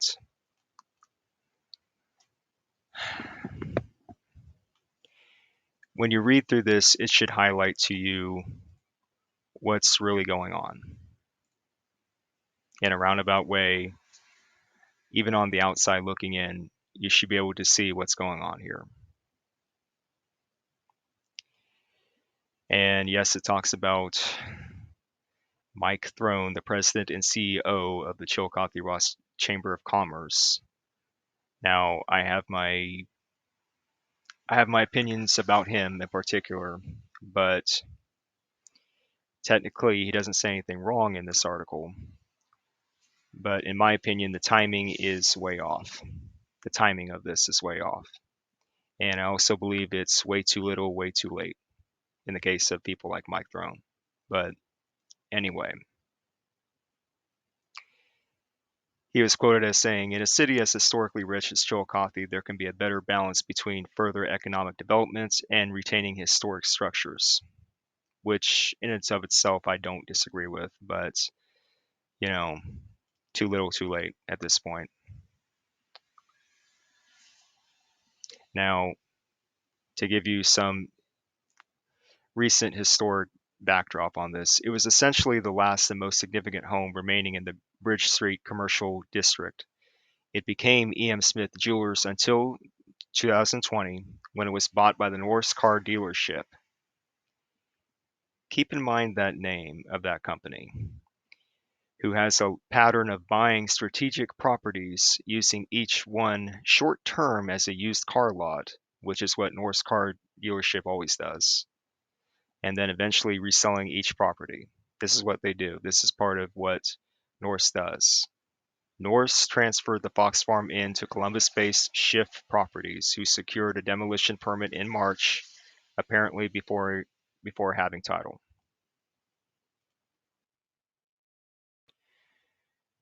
And lastly, to wrap this up, back to Mike Throne, President and CEO of Chillicothe Ross Chamber and Commerce. He wrote a letter on the 15th of April to Seth Brown, chairman of Chillicothe Design Review Board, just writing Seth a letter about the Fox Farm Inn building and how much value it carries, and that it did carry, and losing it was very significant. And Mike Throne, he was just citing certain codes, local codes like Ordinance 1167.10 of the city's codified ordinances to protect similar structures, yada yada yada. you know and technically speaking, there's like nothing wrong with the letter itself, but it's really the timing of it that gets me. That these people who are put in charge of this town, even when they try to do something legitimate, when they try to do something that's actually pretty good and helpful for this town, it's too little too late. By the time they get off their butts and try to do something, Shift Properties or groups like them, they're already there with the bulldozers. So tell me what got accomplished here. Nothing. We have a 181-year-old building that's no longer with us that got plowed down to the ground, and who knows? Who knows what they're going to do with that land now? They're probably going to put up yet another restaurant or car dealership knowing this town. So do you think we made progress there? No, we did not. Without going into it again, no, we did not. This is about greed. This is about power. This is about basically sticking it to the people of Chillicothe. This is what this story in particular symbolizes to me.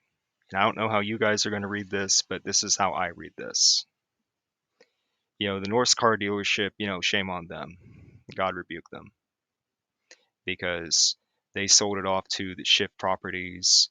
Norse car dealership, they don't care. They don't care about you or me. They just want to make a quick buck off people. They want to put people in debt, renting and buying their cars and vehicles so they can feel better about themselves. Okay, let's be honest. And Shift Properties, they're based in Columbus. They don't care about Chillicothe. Who are they to decide, which buildings get demolished here? So what if you're based in the capital city of Columbus? You have no bearing about what happens down here in Chillicothe. So why should you have the right to do that? I don't care if Norris Car Dealership sold it to you. You should not have to make that call.